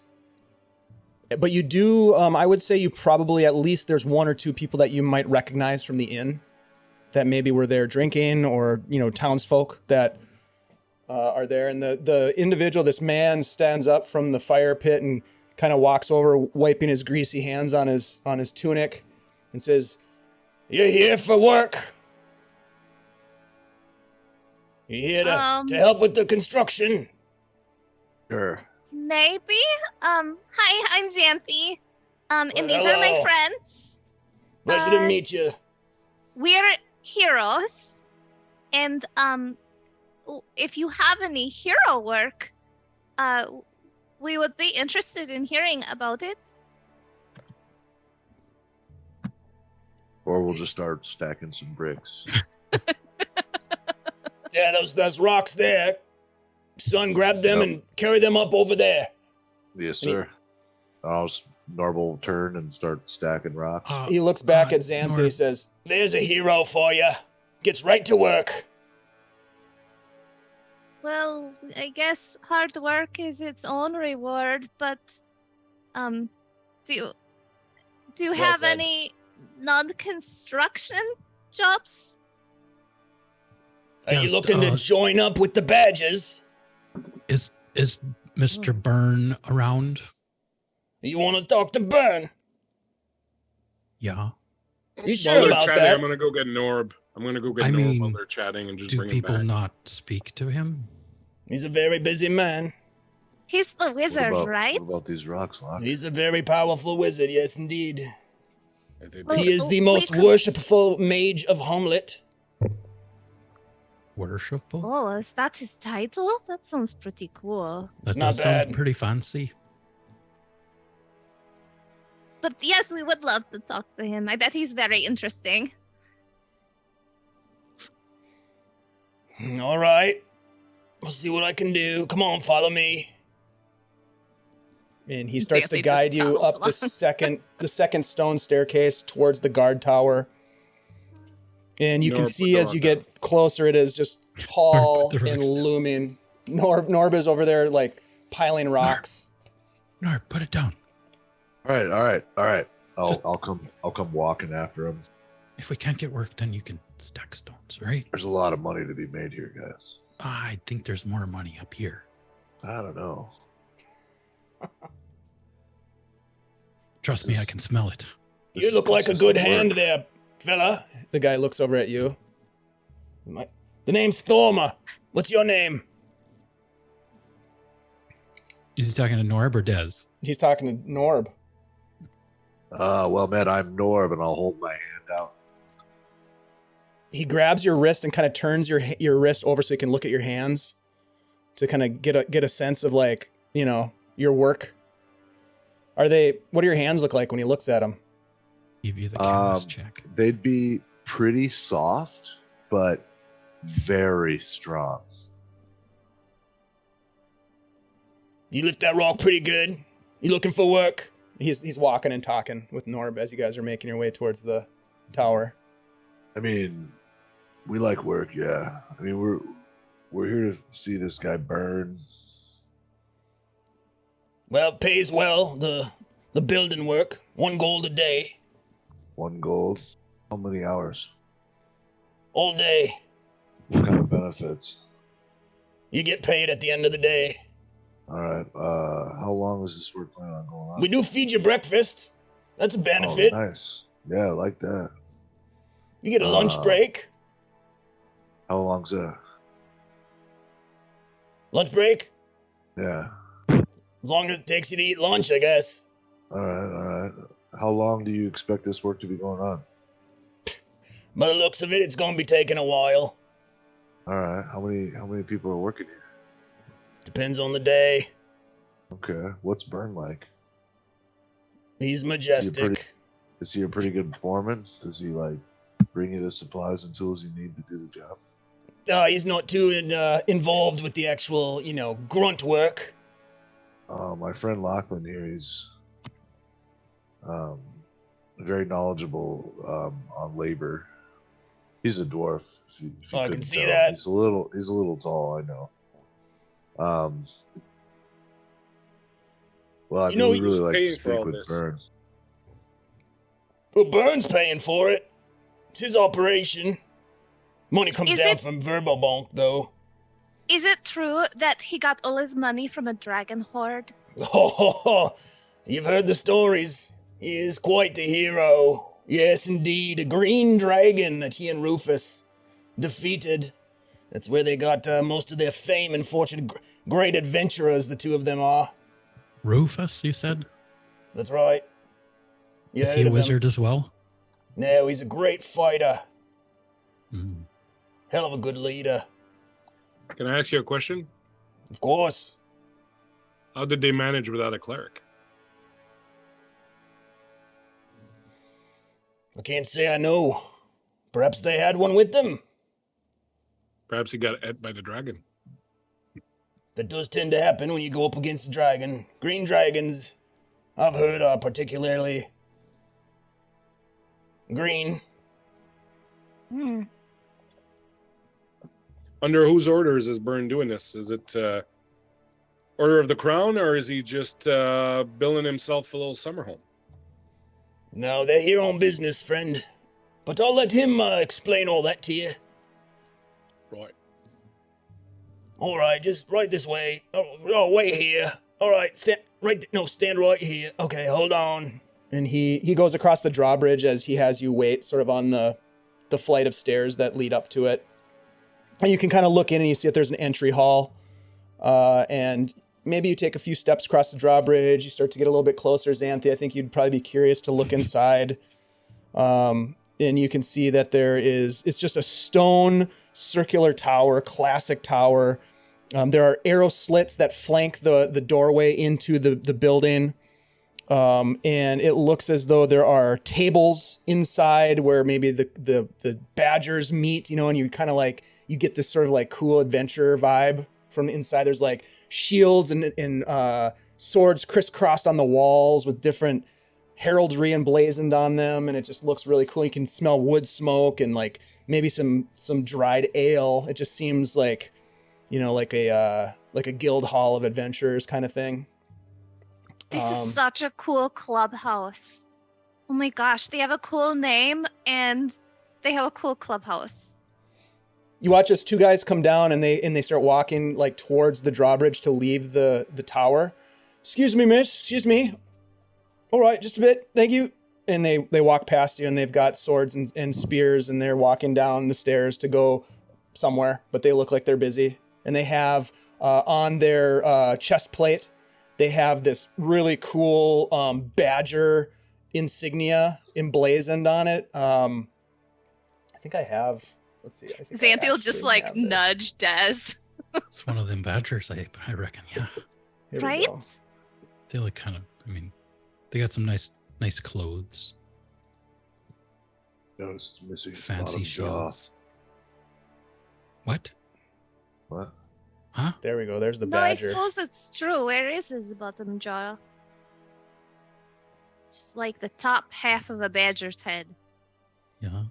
Well, it looks pretty fearsome. Does. It's kind of cool. Badgers are known to attack animals Didn't 7 you- times taller than they are. And I don't know. When we saw way that more badger, ferocious. Xanthi lit it on fire, then it ran away. That's true, I did. So, you It know, ran pretty fast.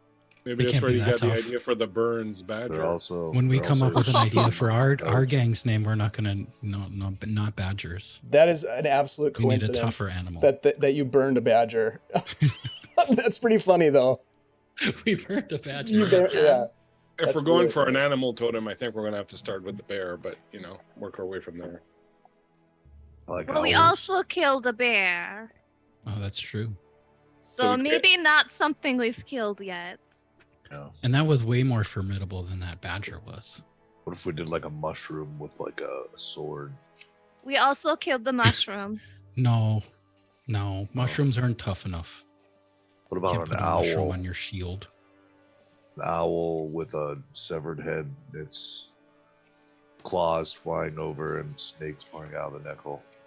I mean, that's pretty metal, Norb. I gotta admit, that's You did literally not bad. 5 minutes I of mean- manual labor and your brain's gone. As you guys are mulling all of this very high level conversation over together at the entrance, you hear level 2. the footfall of footsteps coming down stone staircase somewhere inside the tower echoes like crazy. And you see this man approach you. He has dark skin, sort of this black, almost dreadlock hair that flows behind. He is dressed in sort of these, I guess, kind of like earthen tone robes. Very not very fancy, sort of plain colors. Not a lot of jewelry, but he just kind of walks over to you and he's got his hands folded inside of his robes, which have these big, heavy sleeves. Looks to be about mid-30s. And he just looks at you and says, "You've sought an audience with Byrne, then. I am Byrne. And who are you?" Hi, Byrne. I'm Xanthi, and these are my friends. "Hello, Xanthi." We are in town because we are heroes, and we've been doing some Of course odd you are. jobs around for some of the other folks. We killed a giant badger and Very nice. some mushroom people and a ravenous bear, and we were just wondering if you were also looking for someone to do some odd jobs around for you. You mean badger killers? Oh, not No, don't take offense. It was just I'm- a coin. Just It fucking was with a you. real one. that was a coincidence. Please, come in, sit. And he kind of gestures to these long wooden tables as he kind of waves you inside the entry hall. And again, Xanthi, you're sort of, maybe the rest of you too, I don't know, but Xanthi I would think is kind of overwhelmed with all of the sort of sensory stimulation of this place. It looks very regal, and there's like trinkets on the cool. wall and like probably things that he and his companions have accumulated from their adventures, you know. Just looks really, really cool. And he sits down, he actually sits on the table and just kind of like crosses his leg over, he seems like a cool cat. And he's just like, What? "So Sorry. why have you come here? You're heroes? Are you out of work heroes then? I've met a couple of them recently." Oh, I mean, we're not out of work. We just finished the job. But we thought, we would come over and check this out because so many people had mentioned your tower. So we thought we'd just say hi and... Well, we are And, quite busy with the construction. It is going splendidly well, I must say. On It schedule, looks which is... very nice. Thank you. You're very kind. Oh, thank you. What kind of work? He kind of looks over you now, sort of taking it all in. What kind of work are you looking for? And he kind of holds out his hand to you, Xanthi, as he guides you over to the table to sit down, like on the chair sort of next to him. Oh, thank you. He kind of holds Like your a hand a lady. little bit longer than, and it's the hand with the bracelet, and you get the sense that he's looking at your bracelet as he guides you. And tell me, what kind of business are you interested in? Research. Yeah, the research, learning, righting wrongs, helping people. I gesture at Lachlan. We are not currently recruiting for the badgers, but I mean, should you prove We, yourself to be worthy adventurers, perhaps there's a place for you here. Is that what you seek? Employment with the badgers? I mean, the job would be really nice, right, guys? What exactly is the Badger's business? Well, we build what we're building. We patrol the countryside. We keep an eye on things. And Oh. have you heard anything about bandits in the area? Indeed, there are bandits about. There has been more banditry in recent weeks that has plagued us a bit. Some of the people in the outlying farmsteads are departing the area. It's troubling. Do you know anything about this? I know what their arrows feel like. We took care of, Des and I and Lachlan, and Norb, we all took care of some bandits and some goblins just a day or two ago. Dave, I want to take a look at this guy. What do his boots look like? What do his boots look like? Roll a Yeah, perception what's he wearing on check. his feet? Sandals with the toes splayed out. I need to get a read on this guy. What is it? Perception? Yeah, perception check. That's an interesting question. Hey, Vamp. Natural 20 for a total 24. You got a natural 20 on your boot On inspection? boots. On my boot Wow. check. You know, Wow. I'm gonna read this guy according to his footwear. How well do you know fashion and boots and footwear? Well, I've been to Verbo. Yeah, you lived in Verbo City, didn't you? I been to Milan. specialized for some time in being able to tell how much money someone has. Oh, A okay. chance by what they're wearing on their feet and how Hmm. muddy their feet are. Well, the boots that he has on look to be custom made. They do not have a speck of dirt on them. They are you could almost like see a sparkle in them Little as you shine, look little down. bit Yeah, of they have a shine. good shine. Yeah. Mm. He probably Mhm. has somebody that shines them up for him. Ooh, okay. This guy just Alright. radiates like wealth, success, but he's just super chill. Very, very relaxed sort of personality. Definitely the most suspicious fucker we've met so far. Get in line, pal. This will just make a note. I check my own footwear. Roll a perception check. Hey, Fucking that's not something. bad. That's 17 plus what's my perception? Plus 5, eh? It's not bad. You can tell right away that there's a bit of feces on the top of your left boot, and you're not sure where you picked up. You might have picked it up at the Grove, Could be human. in which case I will it's anybody's bet. surreptitiously rub the top of my boot against the leg of the table. And all this, of course, in service to the Lord and Verbabonk. Aye, we have been tasked for the time being to establish this keep and keep an eye on the area. Are you familiar with the history of the area? Hey, thanks for the raid, Monty Hall. Great to see you. It's been a while. Nice to see you. Ayo. Monty. The area of Hommlet. little. Yeah, we know a bit about the We've heard rumors. troubles. Well, after the troubles years ago, the Crown in Verbo City decided it would be good to have a bit more of a presence here, keep an eye on things.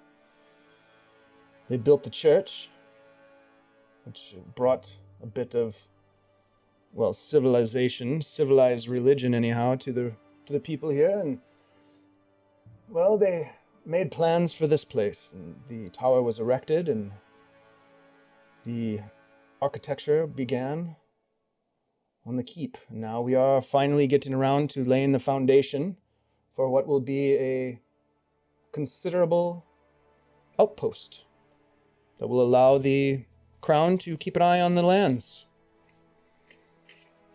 Which It is a considerable outpost. Do you expect considerable trouble then? it never hurts to be prepared, does it? Ah, speaking of prepared, some tea. And he looks over, and there are two people, a man and a woman, they look to be sort of like perhaps employees cleaning the place, and they bring out some tea and set it down on the table, and he's still sitting on the table. Some of you have maybe sat down, some of you are still standing, I don't know, but he actually goes ahead and thanks them graciously and pours the tea for each of you himself. Hands you each a cup of tea, and it's got sort of the smell and maybe flavor of a peppermint, I would say would be the closest thing. It's got a bit of a spiciness to it, but quite Oh, good. thank and you. he sips it Wow, right this along is with you. fantastic. Thank you. So you seek to become badgers. This is interesting. Also, You have skills, mean- you say? You are, as the young woman indicated, heroes of some renown. Tell me do you have a group name? Have I heard of you? Just Xanthi and friends. We're working on that. We haven't decided one yet. We've only been together a few days. Oh my, But we're a really good team. we've that is been special. busy killing mushrooms and goblins and haven't had time to work on our branding yet. Well, all in good time. There's no rush. These mushrooms, you say, tell me more. And do you tell him kind of what happened underneath Warbur's pasture? Yeah. Yeah, Okay. let's tell him. All right. He listens very intently, and he says, it is quite interesting. I have not heard of anything like that. Old Warber, you say? Maybe I'll send some men out to take a look at it. Thank you for alerting me to that. We typically don't tend to get involved with village business. The militia does a good job of keeping the town proper safe. Our job is more in the hinterlands to keep an eye on the surroundings. So, Well, I here's think one that for you. fits our Norb, jurisdiction. Sorry. Norb, do you still have that rock? Yep. I'll reach into my pocket and I'll pull out the little eye rock. Mm. I'm gonna Yeah, watch him like so- a hawk right now. So now, and I'm also going to be watching like a hawk.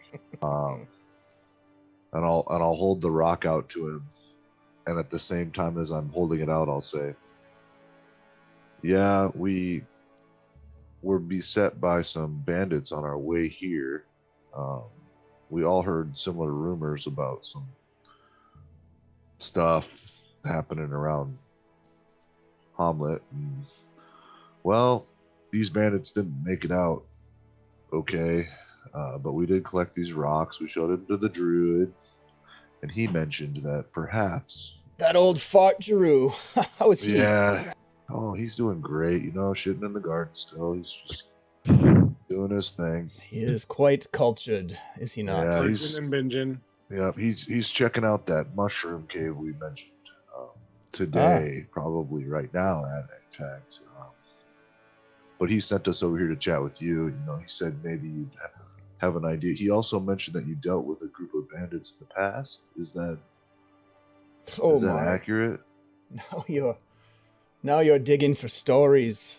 No, yes. I want to hear is- your story. Fine, I will gladly tell it. Are you gonna, just before you start, if you want to embellish a little, we'd love to hear it. I have never been asked to tell a story like that before, my friend. What did you say your name was? Norm? Norb Nhyre. Norm, pleasure to meet you. Pleasure to meet you too. And please, details, like where was it, when was it, how was it, how many were there, what'd you do, were you casting fireballs from the sky? This is really, it's kind of exciting for me. Very well. He has the rock that you handed him, and he's kind of throwing it up in the air a little bit, and he starts launching into this story, and he's just he's pawing the stone as he goes into this very embellished story, given the permission that you gave him, and he recounts the story of him and his team of adventurers, the early days of the Burns Badgers, as they had stumbled upon a encampment of bandits who had been plaguing the countryside near Verbo City, farther north, not quite near the area of Hommlet, but farther north towards Verbo, and how he and the team had snuck in, rescued some captives that had been taken, found some extremely expensive and valuable goods that had been stolen, and then in their retreat, there was a battle that ensued, and he was able to carve a swath through the bandits as they came to attack, and cut them down with fireballs, and his team swarmed in from either flank, and they were able to capture many of them alive and take them to Verbo, where they now rot in the Viscount's dungeons. And he was rewarded greatly for that. But he goes on and on. It takes him like 20 minutes to tell you this story. You've gone through the tea. The elderly woman has come in and she's poured a second round of tea for you as you sip the rest of the tea. And he finally finishes, and he kind of tosses the rock up again, and then he finally actually notices the rock and looks at it. Where did you find this rock again? On a bandit? Just not on a bandit. So were you scared when you were surrounded? Like, did you feel like, did you just go for it, or was it like instinct, or was it like a... Oh, my friend, after you've been up against a green dragon, bandits just don't really even get your temperature to rise. A green dragon. Oh my god, a green dragon? Well, I that's didn't even another know they were story for still another That's time. impressive. around. Oh yeah. cool. Oh, I've Never gosh. seen one. Wow. Yeah, Xanthe is just big eyes, just fangirling.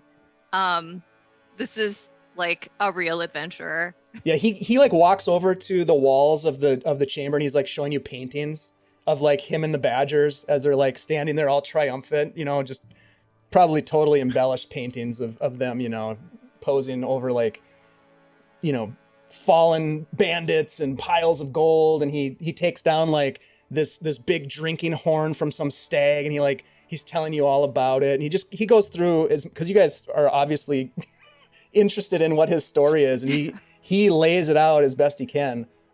He doesn't go into a lot of detail about the green dragon. He kind of keeps that one for a story for another time maybe, and Lachlan, with your high insight, you get a sense that maybe he doesn't want to go into that story right now very much. He kind of glosses over it, whereas the rest of the stories, he really goes into it in detail. He sort of just glosses over some of the details of that one and kind of moves back on. And that's how it all happened. Oh, wow. Sometimes That it's is- just a matter of being in the right place at the right time and not the wrong place at the wrong time. Right. Yeah. Wow. That is very impressive. I haven't done anything like that before. Well, you're young. Look at you. You are young heroes in the prime of Well, your heroic careers. hero. I don't know if we're heroes. You sound like a real hero. Well, we've all got the Well- ability to be heroic. It's just a matter of making those heroic decisions when the time is right. You're right, and I think that's what we're trying to do here. You know, like we came here, we're on a mission. We need work, but we also would just like to be really beneficial for the community. And you know, with these terrible rock eye people, you were going to say something about them. Sorry to have interrupted you. He looks back at the rock. And Desmond, did you roll an insight check? You said you were watching him like a hawk. I Yeah, assume no, that I was. haven't rolled though. Give me an insight let's do it. check.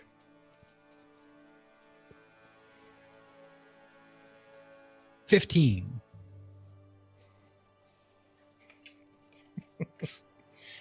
I just saw your comment, Christian. I've been doing that on purpose.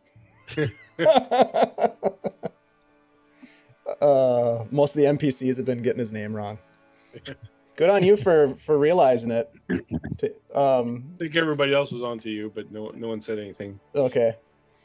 Don't Yeah, what'd you get? You got a 13? 15. 15. Oh my gosh. Yeah.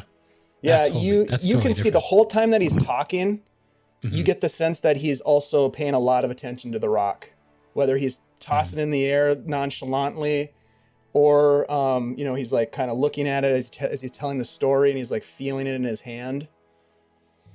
Finally, he hands it back to Norb. It's almost like he was on autopilot with his story as he was sort of Right.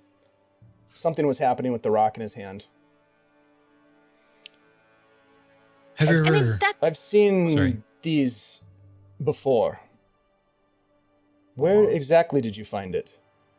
And have you found more than one? Oh yes, we found a few. I don't remember. Did we collect all of them? I feel like we did. No, each man had one on him, Okay. sewn into his clothing. Yeah. Yeah. We're finding it on these. Yeah, the ones that got away with Norb's money, though, we don't know if they had them on them. They were on bandits. Hmm. They were attacking people on the road. This Yeah. is obviously some sort of tool for signaling participation or membership. That's what I thought. The Rock Membership Club. I've heard of pet rocks, but this seems different. So, do you think just having one of these rocks is enough to signal membership? You think we need to, like, I don't know. They must have been carrying him for a reason, right? Yeah, you haven't heard anything about these ne'er do wells?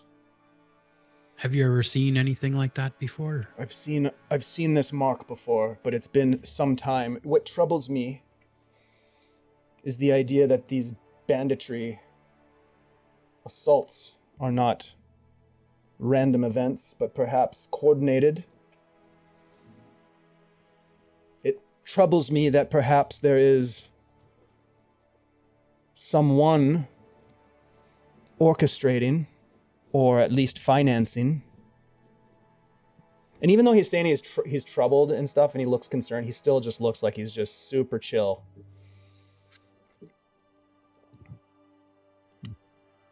It could be that these attacks on some of the outlying homesteads were intentionally designed to force people to leave the area. But for what gain? That is the question. Well, what if, let's take, for example, you, sir, and this tower of power that you're building here. Let's say you wanted to build something like this, some sort of lair, perhaps. But you did not want the people around to notice that you were doing it. Might be a good thing to scare the population away so that you could work in peace. Wouldn't it? Could it be that just as you, the forces of order, are here building some sort of keep, some sort of home base, that some villains might be doing the same, perhaps hoping to establish a little territory for themselves in the area? It is quite possible. It would not be unheard of. It has happened before. Bandits have preyed upon these lands as far back as the squelching of the temple. There were those who would seek to gain from the sorrow and pain of the people left behind after those battles. The families that were separated and, more diabolical things, but to be a concerted effort, there must be someone behind it. I'm curious to learn more. You've talked to Kenter Nevitz of this, and you've spoken with Jeru. Yep. Perhaps it is time that I paid a visit to that old son of a bitch druid. As much as I hate to say it. Just as a thought, sir. Now at this point, Norb's gonna kind of get kind of nervous. So we're adventurers, and you're you want to know more, and we do too. So maybe if we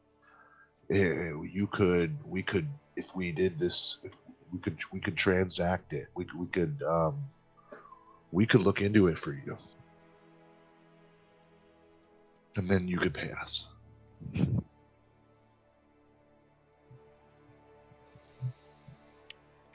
I think this sounds reasonable. Perhaps I could hire you on a trial basis to see your actual worth as heroes, as you say, my dear. It may be worth, if you would be open to it, having you conduct some patrols. I oftentimes send the men out on 2-3 day patrols across the countryside to keep an eye on things, perhaps following the roadways to see who you encounter, to ask questions of them, to suss out their intentions, perhaps even now, to see if they too hold these stones hidden amongst their cloaks. That could be quite useful to me.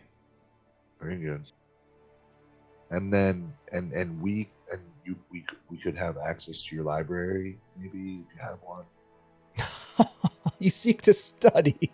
Yes, of course. I did not take you for a man of academia. Oh, you know, it's kind of a secret. But I'm very knowledgeable. I've studied Arcana and numerous evocation, Oh, you quite know, interesting. conjuration, illusion. He's really good about moving dirt around. Yeah, I can, you know. Well, we could use a good hand Excavation. like you. We are, in fact, building, as you saw when you walked in. I did. I Hey, moved keep- a few of your rocks. Thank you for that. You're welcome. If you do I mean, indeed do you have need such to skills, have- perhaps we could put you to work on a more permanent basis. But perhaps we begin with a trial run. My dear, I'm Yeah. sorry. Yeah. Would you like a demonstration about some of the things we Oh can do? my, yes indeed. Please, just do me a favor and don't destroy anything. Would you? Oh, that's all I'm really good at. No. Steak. Think of steak. Oh, okay. And I hold out my hands and I close my eyes and I conjure up a little picture of a cow, like a little fake image of a cow in my hands. Oh, that is brilliant! He claps. Yeah, I mean, Very like, nice.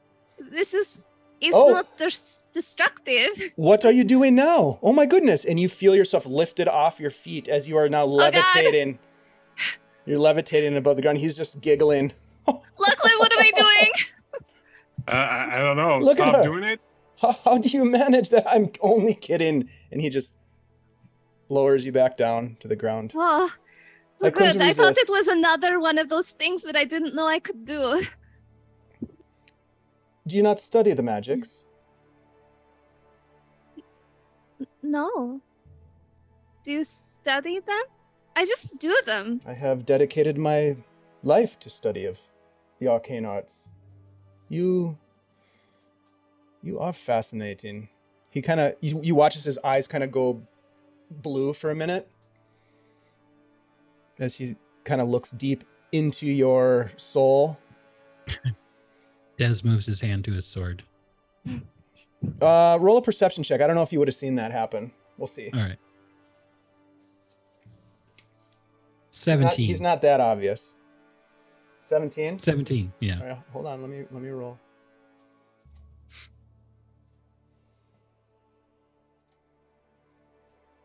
Yeah, you see it. You see his eyes flash blue for a second as he looks you up and down. You are curious. I think study would be fine, but first let's begin with the simple things. Do a good job for me, for the badges, for the crown, and we can talk more about further arrangements. What do you think of that? Yes, sir. I'll hold out my hand like the warrior grip. I do like your enthusiasm, and if you do a good job for me, I can assure you that you will be rewarded. Leave you 100 and 1,000%. Now, Where should we go? when can you depart? Now. Well, my friend, you hardly look outfitted for an expedition. Let me see. Quintorel! Guy comes over, he whispers over to him. He walks off. Ask for a shield, Norb. Ask for it. Oh. Can I get a shield?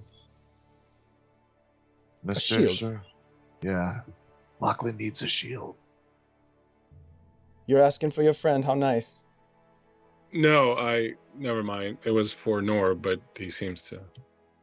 Oh, for me. Do you need a shield? Sure, I guess. Oh, very well then. He goes over and grabs a shield from there's a rack of weapons and some shields, and he hands you a small buckler. Sweet. It looks kind of funny because you're such a big dude, but it works. I'll just tie it on like my side, so it's like Like a belt buckle. The man Quintrell comes back. Off-center belt buckle.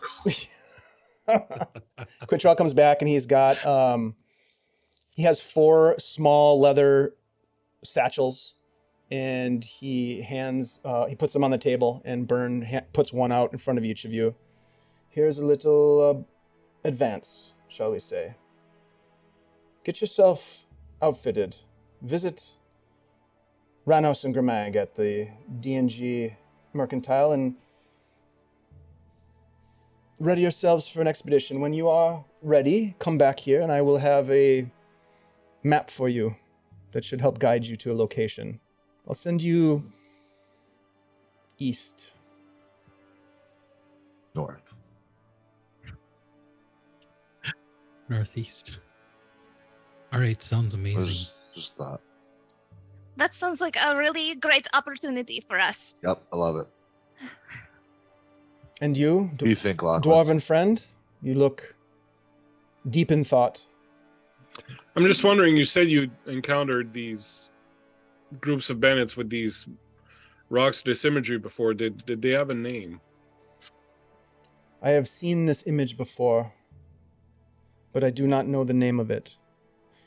But in the meantime, while you are on your first job, I will speak with Kentner and with the druid, and we shall put our heads together on this. This is troubling indeed, and it is good that you've brought it to our attention. Ooh, one more thing. Sorry to interrupt anyone else. When we get back, will you tell us the story about the Green Dragon? Perhaps. One day. Okay. Can you at least tell us if you had a cleric?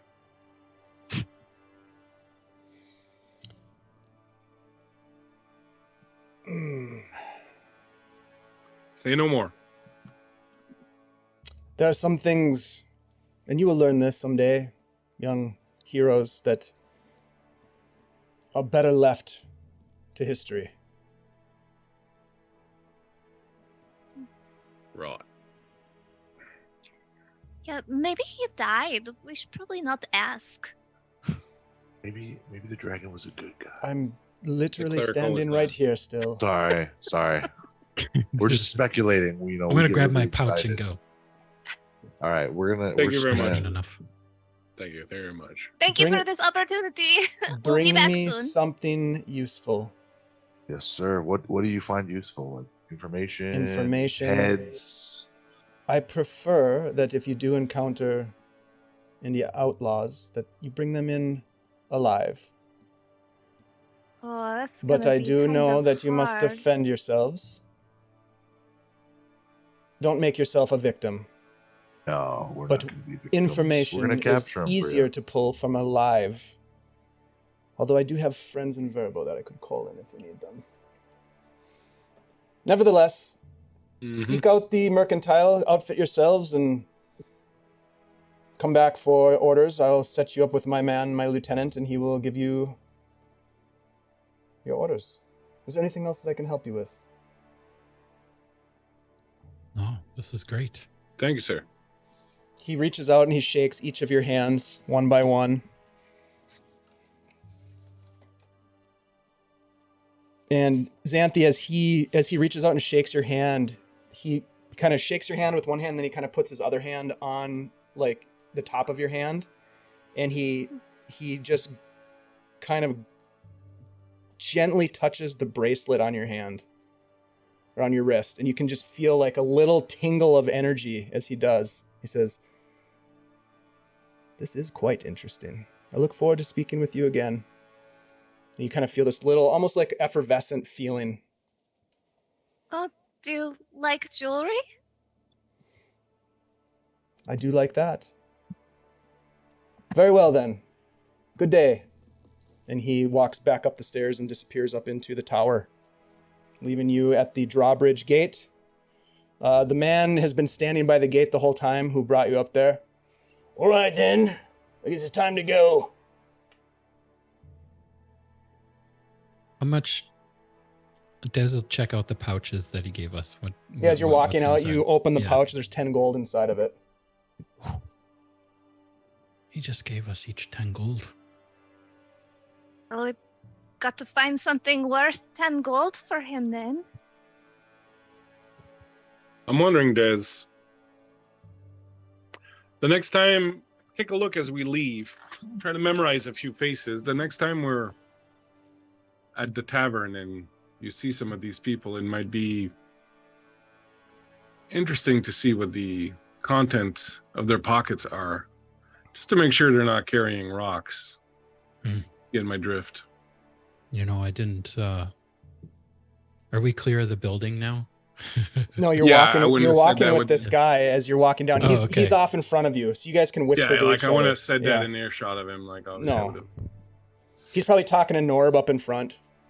So, He- when you're done, you can come back and help us with some of the construction. It sounds like you've got some skills. Yeah, you got beautiful masonry here. It's Allowing the Love other the two of you layout. to sort of do your whispering behind. yeah, he. I feel like he knew more about that rock than he was letting on. Yeah. It's not a magic rock. I mean, I'm No, pretty good but about checking to see if these things are, and nothing happened when I looked at it.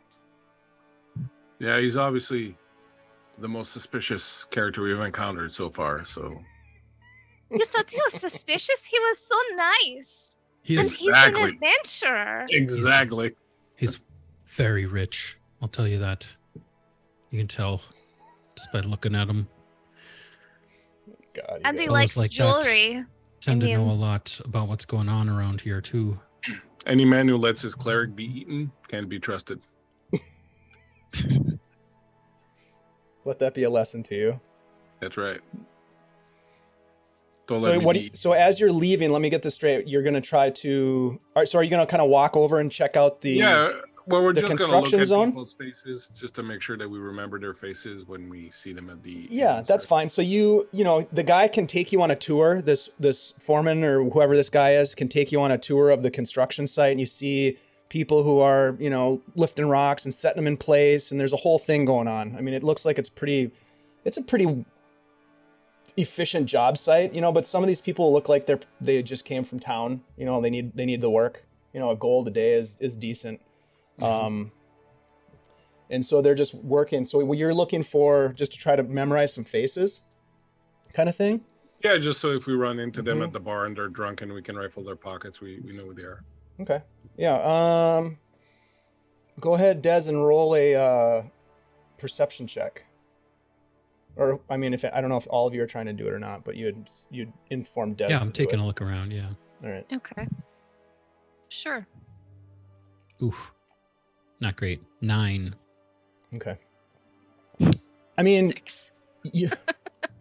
you like I said before, without even rolling earlier, that you recognized a few faces just in passing that you had seen in the tavern, but there's nothing that really, you know, there's nobody that really jumps out at you in terms of anybody that you've met or anything like that. But there's, you know, probably 8 to 10 people working, and then this over here is gonna be a second tower, and then yeah, over here the barracks. It's gonna be quite nice.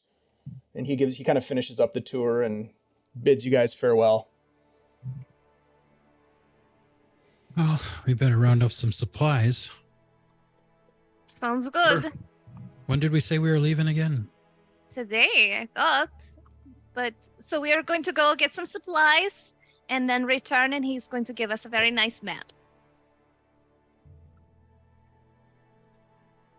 Does anyone need anything? food.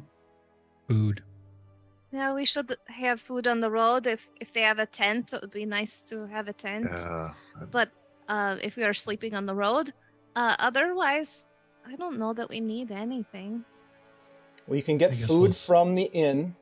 You know, you see could what get they yourself have. some rations, or maybe even something better than normal rations to take. It would cost you a little bit more, maybe. And then there's the mercantile where you can get supplies, which is what he recommended, is going to the D&G mercantile, and then meeting back up to get kind of your marching orders, so to speak, from his lieutenant. So this seems like a great spot to push the pause button, as my friend Wiley Hobbit says, and then we will come back to this moment and get into the next leg of our adventure, as we investigate something to the east, which we'll find out next week what that is.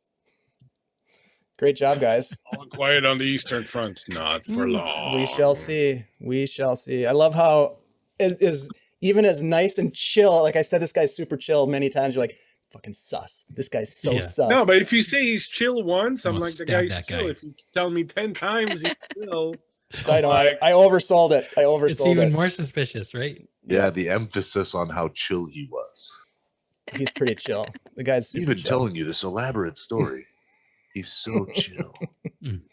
Hey, thanks. Xanthi's Okay, totally SGM. snowed.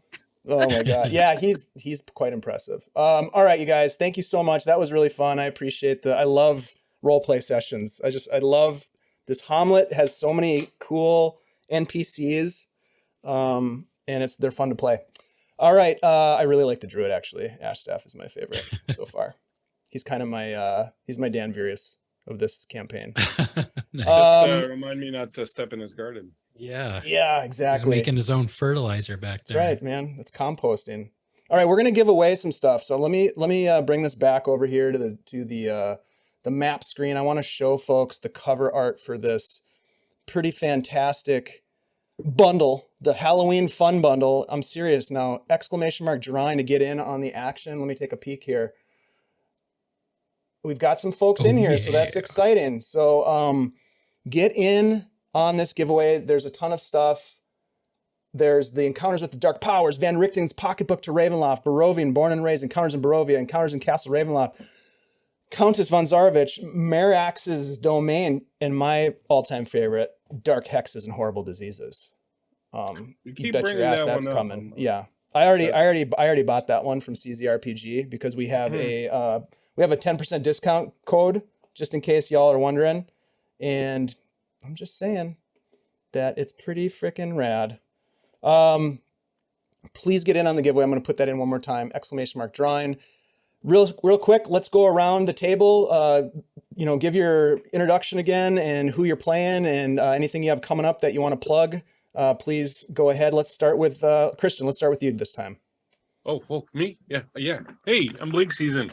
I'm at the Bleak Season on Twitter, bleakseason.com, my website where I keep all my information about my Shadesong game, which is coming up on Thursday.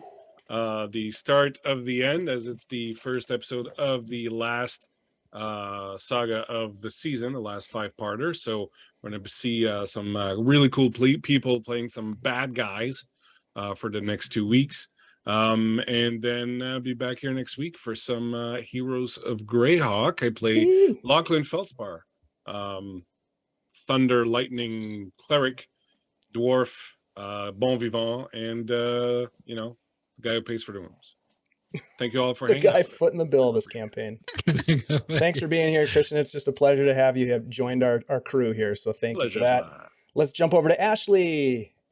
Hey everybody, I'm Ashley, Minnesota Muse 99 on Twitter, and I play Xanthi, the fire-throwing, sweet little,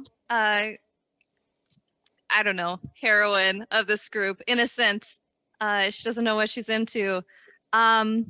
So you can find me just here on this channel for Heroes of Greyhawk.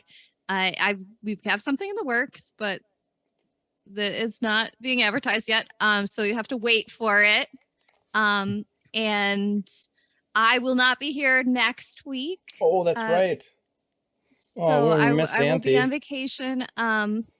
So you guys will have to go on without me, but I'll be back in 2 weeks. Good. We'll do our best. Enjoy it for us sinners. Yeah, no doubt. Yeah, if you wanna connect with Ashley or any of us, please check out our Discord. We like to hang out and do nerdy stuff in our Discord and connect with people. So have a great week off, Ashley, and we'll be excited to hear how things went. I'll miss the Greyhawk, but I'll console Not that myself much. with Yeah, you'll sunshine and With sunshine and palm yeah, trees. scuba and diving. Let's jump over blue to waters. speaking of scuba diving. Let's jump over to Andy. Hey, what's up, everybody? Thanks for watching. My name is Andy, also known as Andy G3D on the interwebs. You can find me here on Twitch and on our Discord. hanging out, shooting the shiz. I play Desmond Adelar here on our Greyhawk game, and it's lots of fun. I also help out Bleak producing the Shade Song stuff, so come check that out. That's on Thursday nights. And yeah, that's it. Dude, thank you. It's great to have you back in this adventure, and awesome that you're able to help Bleak put together such a great story. Yeah, the Shade Song stuff has been fantastic. Let's jump over to our favorite nerd in real life and in game, Kirk, aka Norb. Norm. Norb. Hello, everyone. I'm Kirk. I'm playing Norm, Nhyre. So in reality, my name's Kirk. I get called Kurt so often. Kurt? Every time you call me Norm, it doesn't faze me. Doesn't register. Yeah, it doesn't even register. Because I've been called Kurt for regardless. As I was saying. What was I saying? Oh, I'm really disappointed in myself today. Why? I didn't have a really weird intro. I totally forgot to do a weird We'll intro. work on it for next week. Yeah. It's okay, buddy. I was on a spree. I was on a spree. Hey, Kirk, hey, man. It's okay. There's always next week, dude. I just don't know what I'm going to do. No, hey. Okay, we got to go to credits. You are weird every week. Cut. Kirk, happy that you're here, Are we buddy. still live? Glad to be here. You have. I think this is going to be your favorite side quest. Is the Take 'em Alive side quest. Take 'em alive side quest. This is designed for. Oh man, Norb's Santy just murders everything. She's not even trying. You guys. Speaking of murdering things, would you please, Ashley? Are we going to be able to do a giveaway without Ashley next week? I don't think we can. No. Because Ashley does the Just gotta be countdown. practicing your counting on Just the won't be the same. Oh my god! All right, this is your last chance. This is your this is your last chance to get in on the giveaway, the crazy, super fun Halloween bundle. Ashley, if you wouldn't mind, please, the 5-second countdown. All right. 5, 4, 3, 2, 1, and go. God, you are really good at that. I don't know if I can do that. You're like the new. What are we gonna do next week? Dream Elements. That's not possible. Wait a minute. That's not possible. Supposed to happen. All right. We got to redo it. How did Stream Elements get in there? All right, we're redoing that. We're not sending anything to. Wandering Endlessly. Congratulations. Hey, You have won the giveaway. endlessly. The super fun Halloween bundle. We appreciate you. We're going to bounce over and raid Insomnia Night RPG. What are they doing over there, Chris? They're playing some sort of a game. Yeah, I got some tabletop going on. All right, you guys, thank you so much for being here. We've got a bunch of great games coming up. Please check them out. Shade Song on Thursday. On Sunday, actually, we have part 2, the conclusion to our playtest game. I forgot about that. Playtesters versus the Skull Fort, where I'm guiding a group of players into some really dark stuff. It's a playtest for some new CZRPG content. And then we'll be back here on Tuesday, and we get started all over again. We'll see you all on Thursday. Come back and hang out with us. We're going to go ahead and raid. Give them some love. Give them that Guild Superior raid love. And gosh, we love you. We'll see you guys later. Bye.